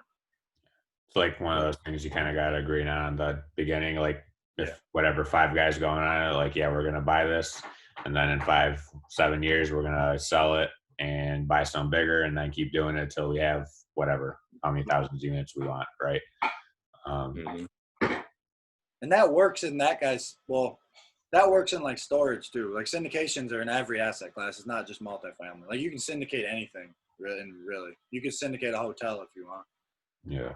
That's just like a capital raising structure basically. Are the cap rates better in storage than I know how low they are in multifamily right now, but are they any higher in self-storage? Every asset class is different. Offhand, I don't know. Like a couple of years ago, storage was slightly higher. Right now, it might be slightly lower. But like if you actually like run the models, most things like they all get like risk adjusted. So like you might have like a risky thing, a less risky thing, and I think that's basically what he was saying. Like to him, the storage is less risky because you have like all this collateral inside the guy's unit. So right. He's actually talking a lower cap rate. I believe. Yeah. But at the same time, you might be able to get lower capital in certain ways too, and I don't know. Everything like changes, but yeah, all asset classes usually have a different cap rate, and every area is different too.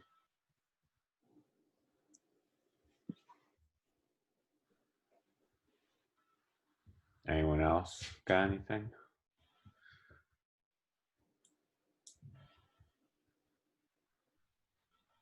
Not all at once.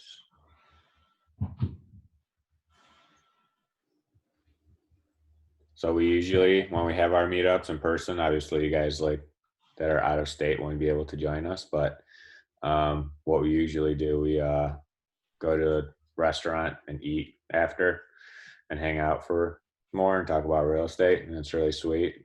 But yeah, it's actually one of my favorite parts. I know. Hopefully soon. Big Retro. Where are y'all located? Y'all are up in Michigan? Yeah. Yep. Like southeast Michigan. Gotcha. I know Dimitri and Ahmed aren't from Michigan. Yeah. You're muted, I think. Oh, again, muted. No, Southern California. So it's I'll pay if everyone doesn't. I'll pay for dinner if everybody wants to make the drive. You guys can carpool. There you go. The only question is everything is shut down here again, so who knows what's going to happen.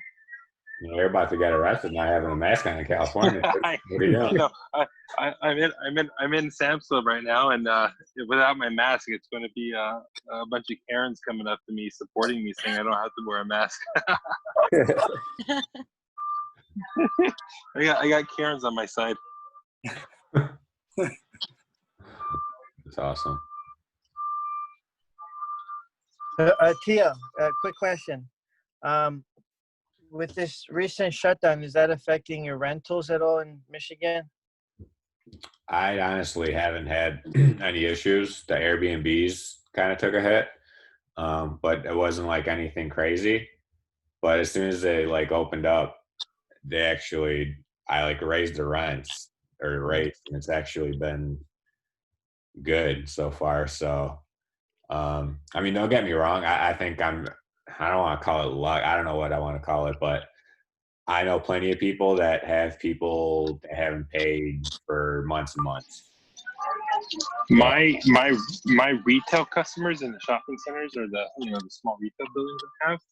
What do you do? I haven't received rent from them for about 5 months. I'm down $75,000 in rents, but the apartments are still like 98% paying. So it's like, I thought it was going to be the opposite, but apparently everyone's paying the apartment rent, but the retail rents, I'm down like 50%. And I don't, yeah, and I don't know when that's going to come back. I don't know when those retail customers are going to be able to start repaying those rents, because they're already 5 months behind. They've been shut down for 5 months.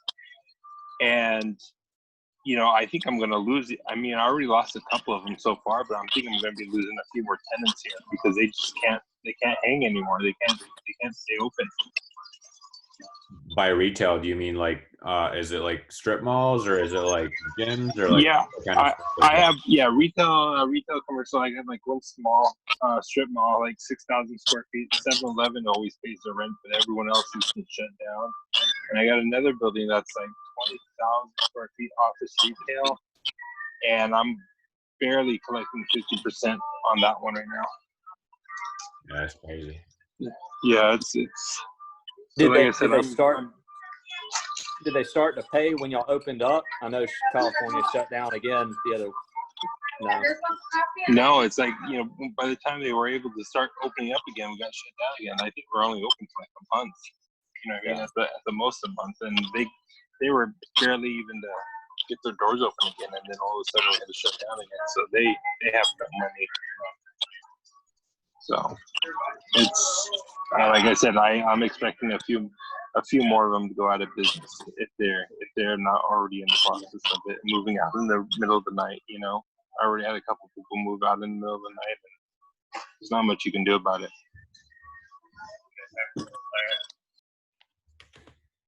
What, were you gonna say something, Dimitri?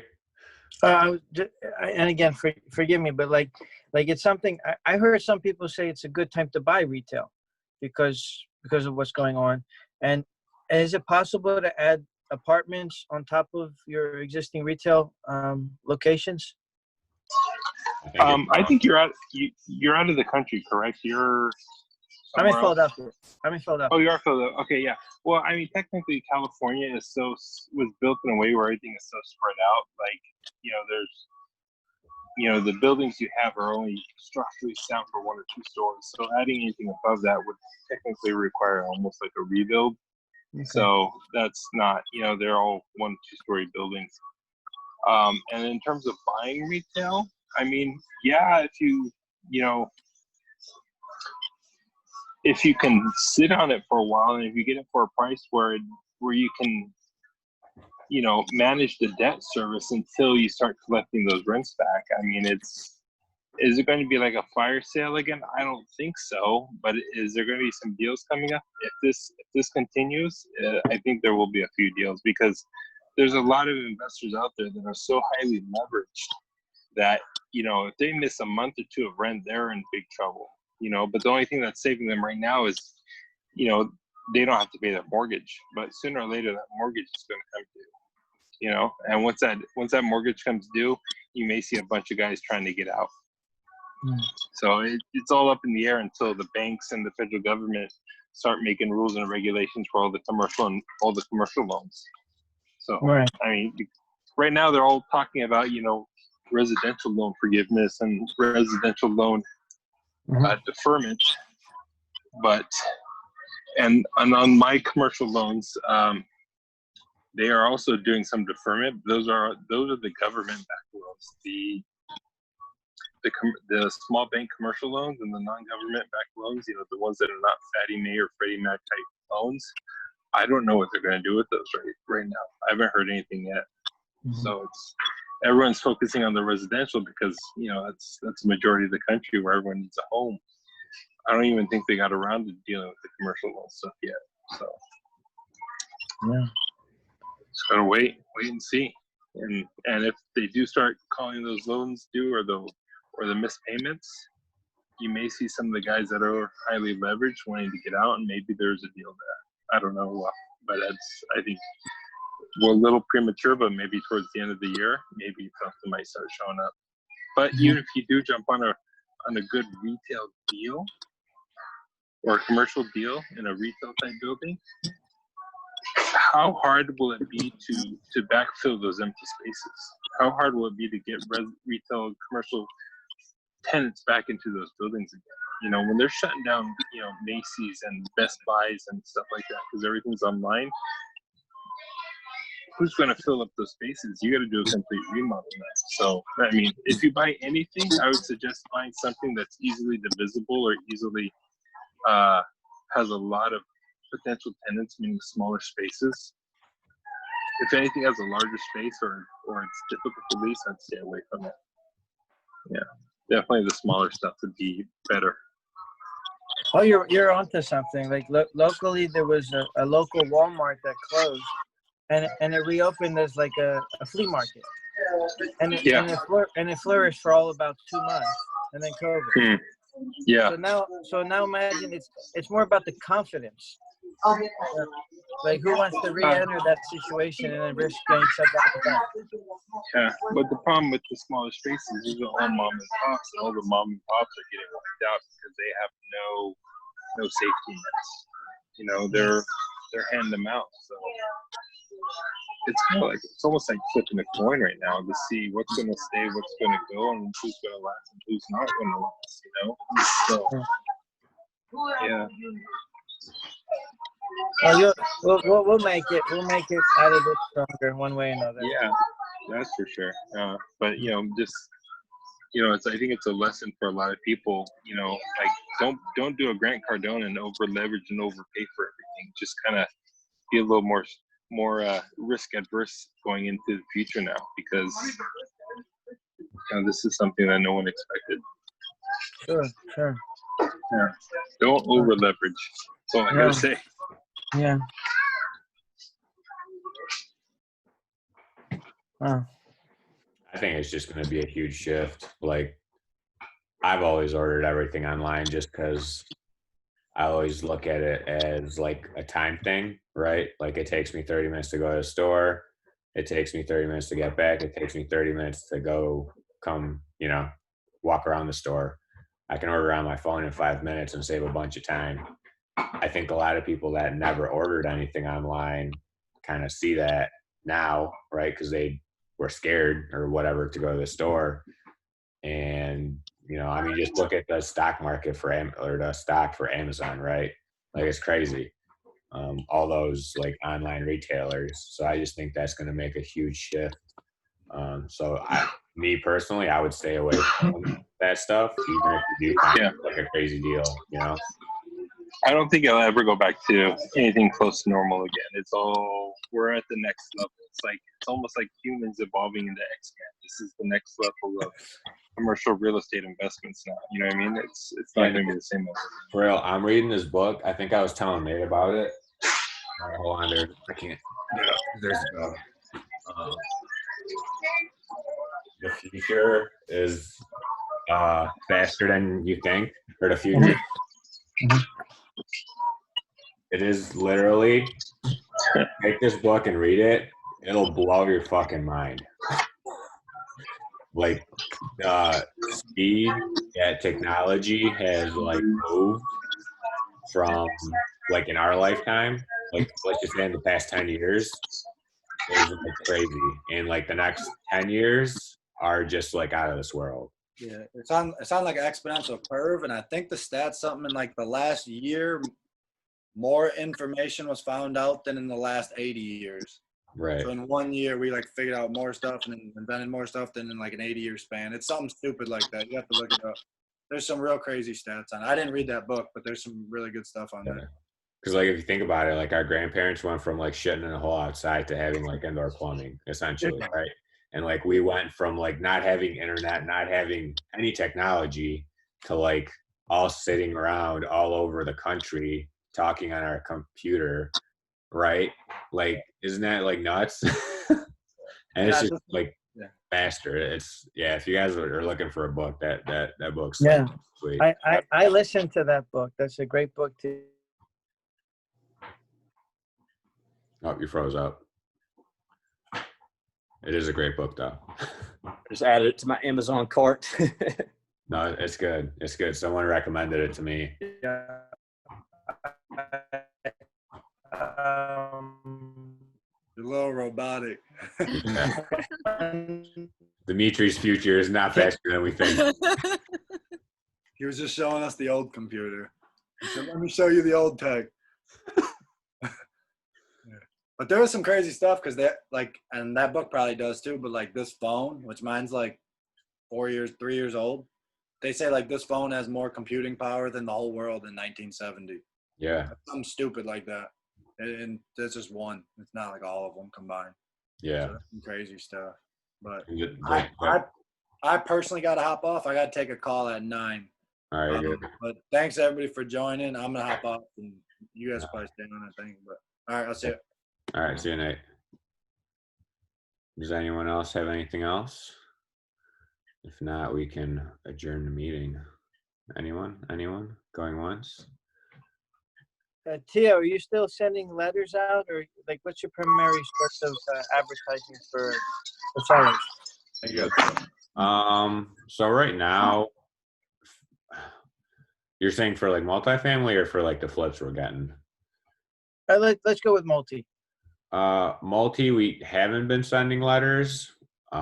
We've kind of just been finding stuff like on market, and I think we're just going to be seeing more and more stuff that's on market right now. So where do you see, when you say seeing them on market? I mean, are you talking on what's it called, LoopNet, or where are you seeing commercial deals on market? Well, I guess on market. So anywhere from like the MLS, like the multiple listing service, which is like you talking about finding on Zillow? No. I'm just saying. I thought all MLS listings are on there. What other sources are there for finding? So on market deals? On market is pretty much like being like talking to brokers. I got you. And that's kind of what I mean by on market is brokers emailing you, hey, here's a deal sort of thing. So there's nowhere to go on the internet and just look at on market deals other than maybe CoStar. I'm not really sure. Yeah, so CoStar and LoopNet are the same company. I think CoStar bought LoopNet. I don't know when.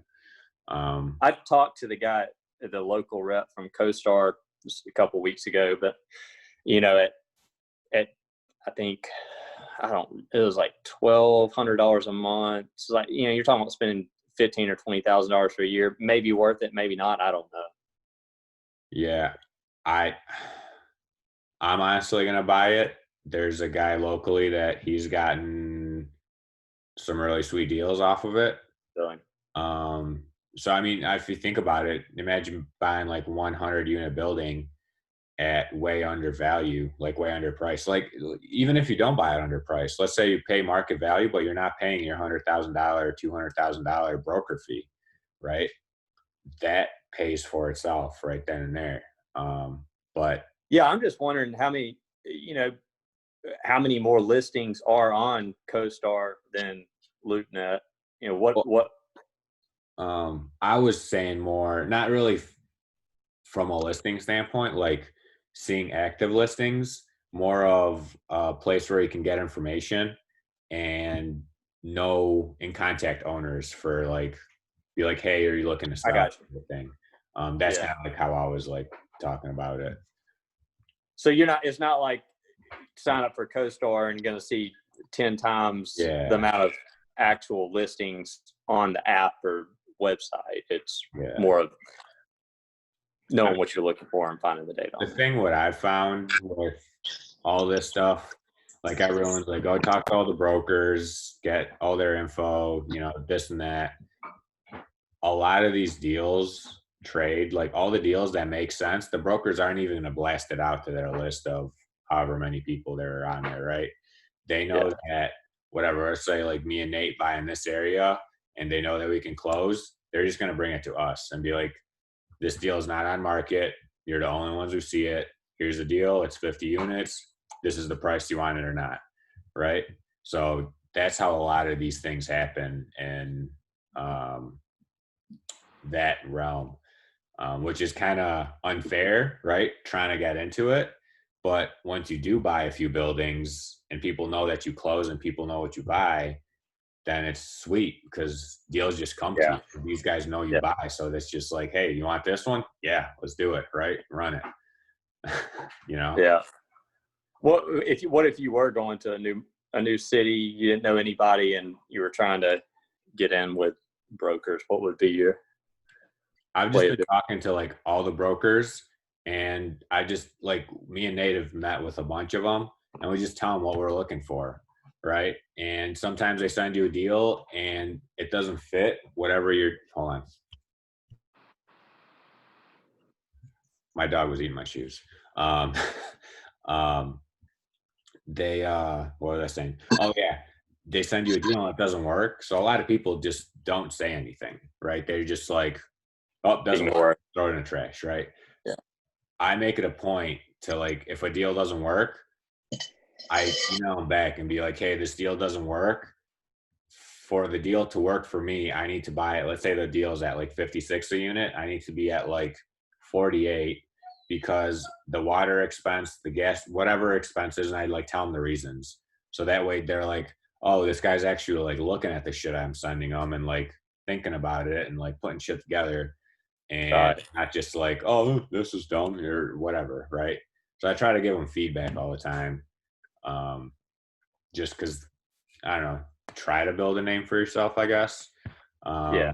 And it's just like track record, right? Like doing what you say, and not like backing out, not being weird, you know, kind of, yeah. It is hard to get a hold of these brokers too, though, because they're really busy. They got a lot of stuff going on. They're, you know, they're working with a lot of people. They're already working with a lot of guys that are buying a lot from them, right? So you kind of got to go in there and build a relationship from scratch. But what I found is there's a lot of guys that are like our age, like, you know, in their 20s, like me and Nate, and like we can like relate to them way better than the 50, 60-year-old broker, right? Because he's got his little group of people. But that's in his 20s, he's like us, right? He's hungry. He wants to find deals. He wants to make things happen. He wants to, you know, level up like what we're trying to do, right? So that's kind of like find those guys that are younger, that are newer to the game, because you can relate better to them, and at the same time you can like grow together, right? Like you buy their first deal and then their second one, their third one, and you know, you kind of build a relationship through the years where he's not even going to think about sending it to anyone else because he knows you for years and years, you know. Mm-hmm. I mean, if you were going to a new city, what would be your way to even find the first broker? I would somehow figure out either internet or whatever and figure out like the biggest brokers in that area and just go on their website, and they always have all their faces on there, right? The principal broker and like all the other ones, and just be like, hey, I'm new to the area. I want to invest. I got this much money. This is what I'm looking. Not even tell them how much money you got. Just be like, I'm looking for this. Help me out. Can you give me a hand? Can you, or just be like, do you want to go out to eat, or do you want to go grab coffee or grab whatever? And most of them just like, yeah, just come to my office and we can talk about it. Yeah. So, yeah. I guess, I mean, you can get on LoopNet and just whatever deals are on there, you can still pull up the broker. So I guess that's one way to find someone. Find them that way too, for sure. Even though it's not the deals you would want. So. Yeah. Well, like I said, a lot of those deals there, like what you're saying, is like not the deals you want. Yeah. Yeah. That's the stuff that nobody would buy. Yeah. Yeah. That's like the leftovers. Yeah.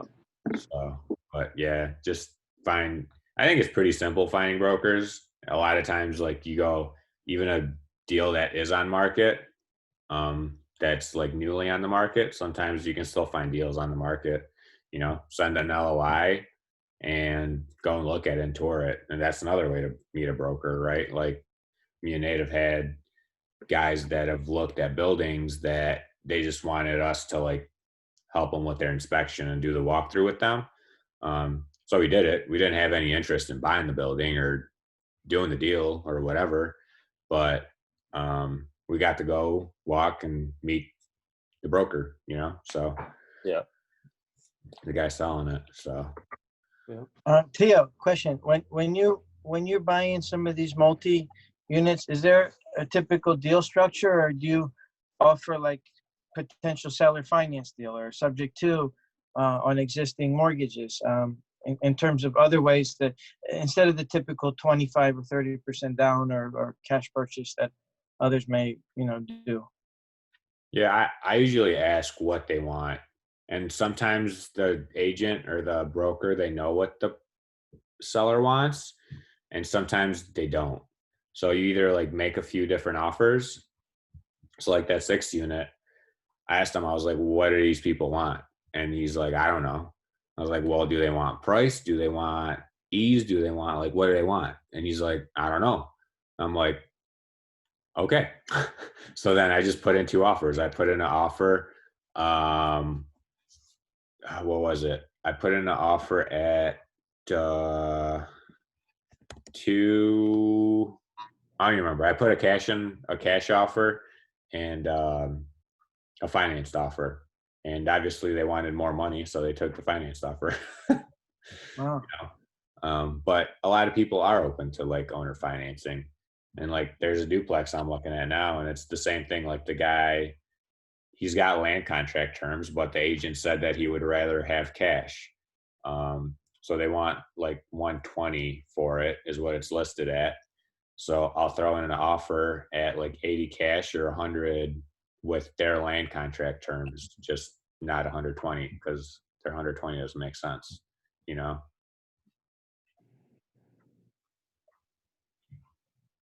So to add, like for instance, would you on that 100 deal, would you say I'll give you 20 at closing, and maybe the seller holds an 80 note, and then you kind of make them whole in a year, or whatever you come to terms with? The the one they had, I think they wanted 20 down and they wanted 7% interest for 36 months. Okay. So what I'm gonna offer is 10 down. They can keep their interest, I don't care, for a 5-year term. And they wanted their payment to be 1,000, and I'm gonna make their payment like 500.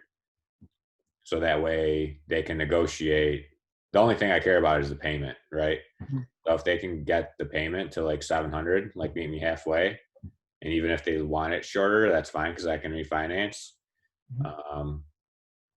So it kind of just depends on the thing. Even if I try to put the least amount of money down as possible, just because right.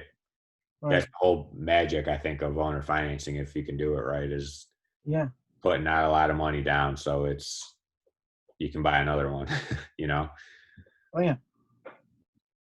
But yeah, they're kind of harder to come across because a lot of people, it's more like older guys that are looking for like the owner financing because they know what it is. A lot of younger people that, let's just say, like inherited a property from someone that deceased in their family or whatever the case is. It's some of those people, they don't understand the whole owner finance thing, So, but I always ask that question, like, what are they looking for? Price, speed, what do they want? And then I structure my offer around that. If they tell me or they don't, they're still getting those same kind of offers. I just ask to know if I'm writing 2 or 3 offers or one, because some people, they're like, yeah, I just want cash. I'm like, okay, we'll just do cash, Yeah, that's good that you have the flexibility to offer those options, because I think most people would have to do seller finance just to get by, or subject to it just to get by, until they build up those cash reserves to buy it cash or offer a lower purchase option. Yeah. No, I'm listening. Yeah, because you get to control an asset. Like I control an asset worth 300,000 that I brought 16 to close, and it brings over 3 a month. So, I see what you mean there. Like that's like a blessed thing, to be able to get that cash flow. And then obviously, I'm also fortunate that I worked a little harder to get a better tenant. So even during the lean times of the pandemic, I had people who said, they gave me that comfort in saying, you're not going to lose money. Like, oh, I'm going to make it up for you. I'll do it in payments. I'll pay it 2 months late, but you'll still get it. And I'm like, wow, you stepped in my shoes. Like, who does that? Yeah. No, Because you still have to make those loan payments. Like this is a commercial loan. You know, they can ask you how are things, and you're like, well, I'm still going to make the payments no matter what. Like, even if everyone stops paying, I'm still going to make right with this loan because I want to keep the asset. Right. No, exactly. Yeah. Yeah. Well, thanks for putting this call together. I really appreciate the value. And Sure. I'm happy everyone joined. I'm happy Adam was able to come and speak. That I never heard anyone doing anything like that, and he's on some really cool stuff in like literally like a really short period of time. You know, if you ask me, in like 15 years, he's just like slayed it. You know. He got there faster because typically, like everyone jumps on these buzzwords like multifamily, like storage units, but if you do it the same way the big people do it, can you do it as effectively as them? But this model might actually work because it offers a flexibility that others don't. Yeah, I think the most important thing he said was like at the beginning of the call where he said like pick one thing and keep doing it, you know, and just stick with it. Because like in my short time of investing in real estate, and I think it's short, like I started in like whatever 14 or whatever I started 5-6 years ago. I've seen so many people that have like came and gone, and there's a very small amount of people that I've seen through this whole time, you know? So I think just sticking with it in the long term, no matter what, if you just stick to it and you're not just a complete moron, you're going to be successful, right? If you just keep, I guess like by what I mean by a complete moron is like you do something wrong, you don't learn from it, and then you just keep doing the wrong thing, right? So there's a lot of room for error. You know, there is. Like literally, like, you know, growing up, you know, in these Greek communities, people made money in pizza shops, and with all this extra money, what do I do with it? I'll just buy properties. And then, like I said, people who didn't go to college, who may not know how to write their names down, were making millions in rentals because it made sense. Yeah. That's all. And their purchase points were so low that you don't have to worry about refinancing. It's paid off years ago. Right. For sure. But yeah. But looking for, so you plan on holding these like every month, or how often you would like to hold these? So we usually have this every month. Okay. It's just we usually do them in person, but we keep getting asked to kind of have these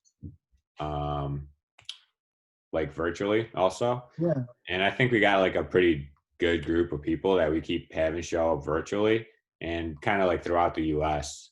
And I think it'd be cool if we keep kind of doing these because there's a lot of like the things that Adam's doing over there, I never heard about. And I think a lot of people kind of on this side of town never heard about.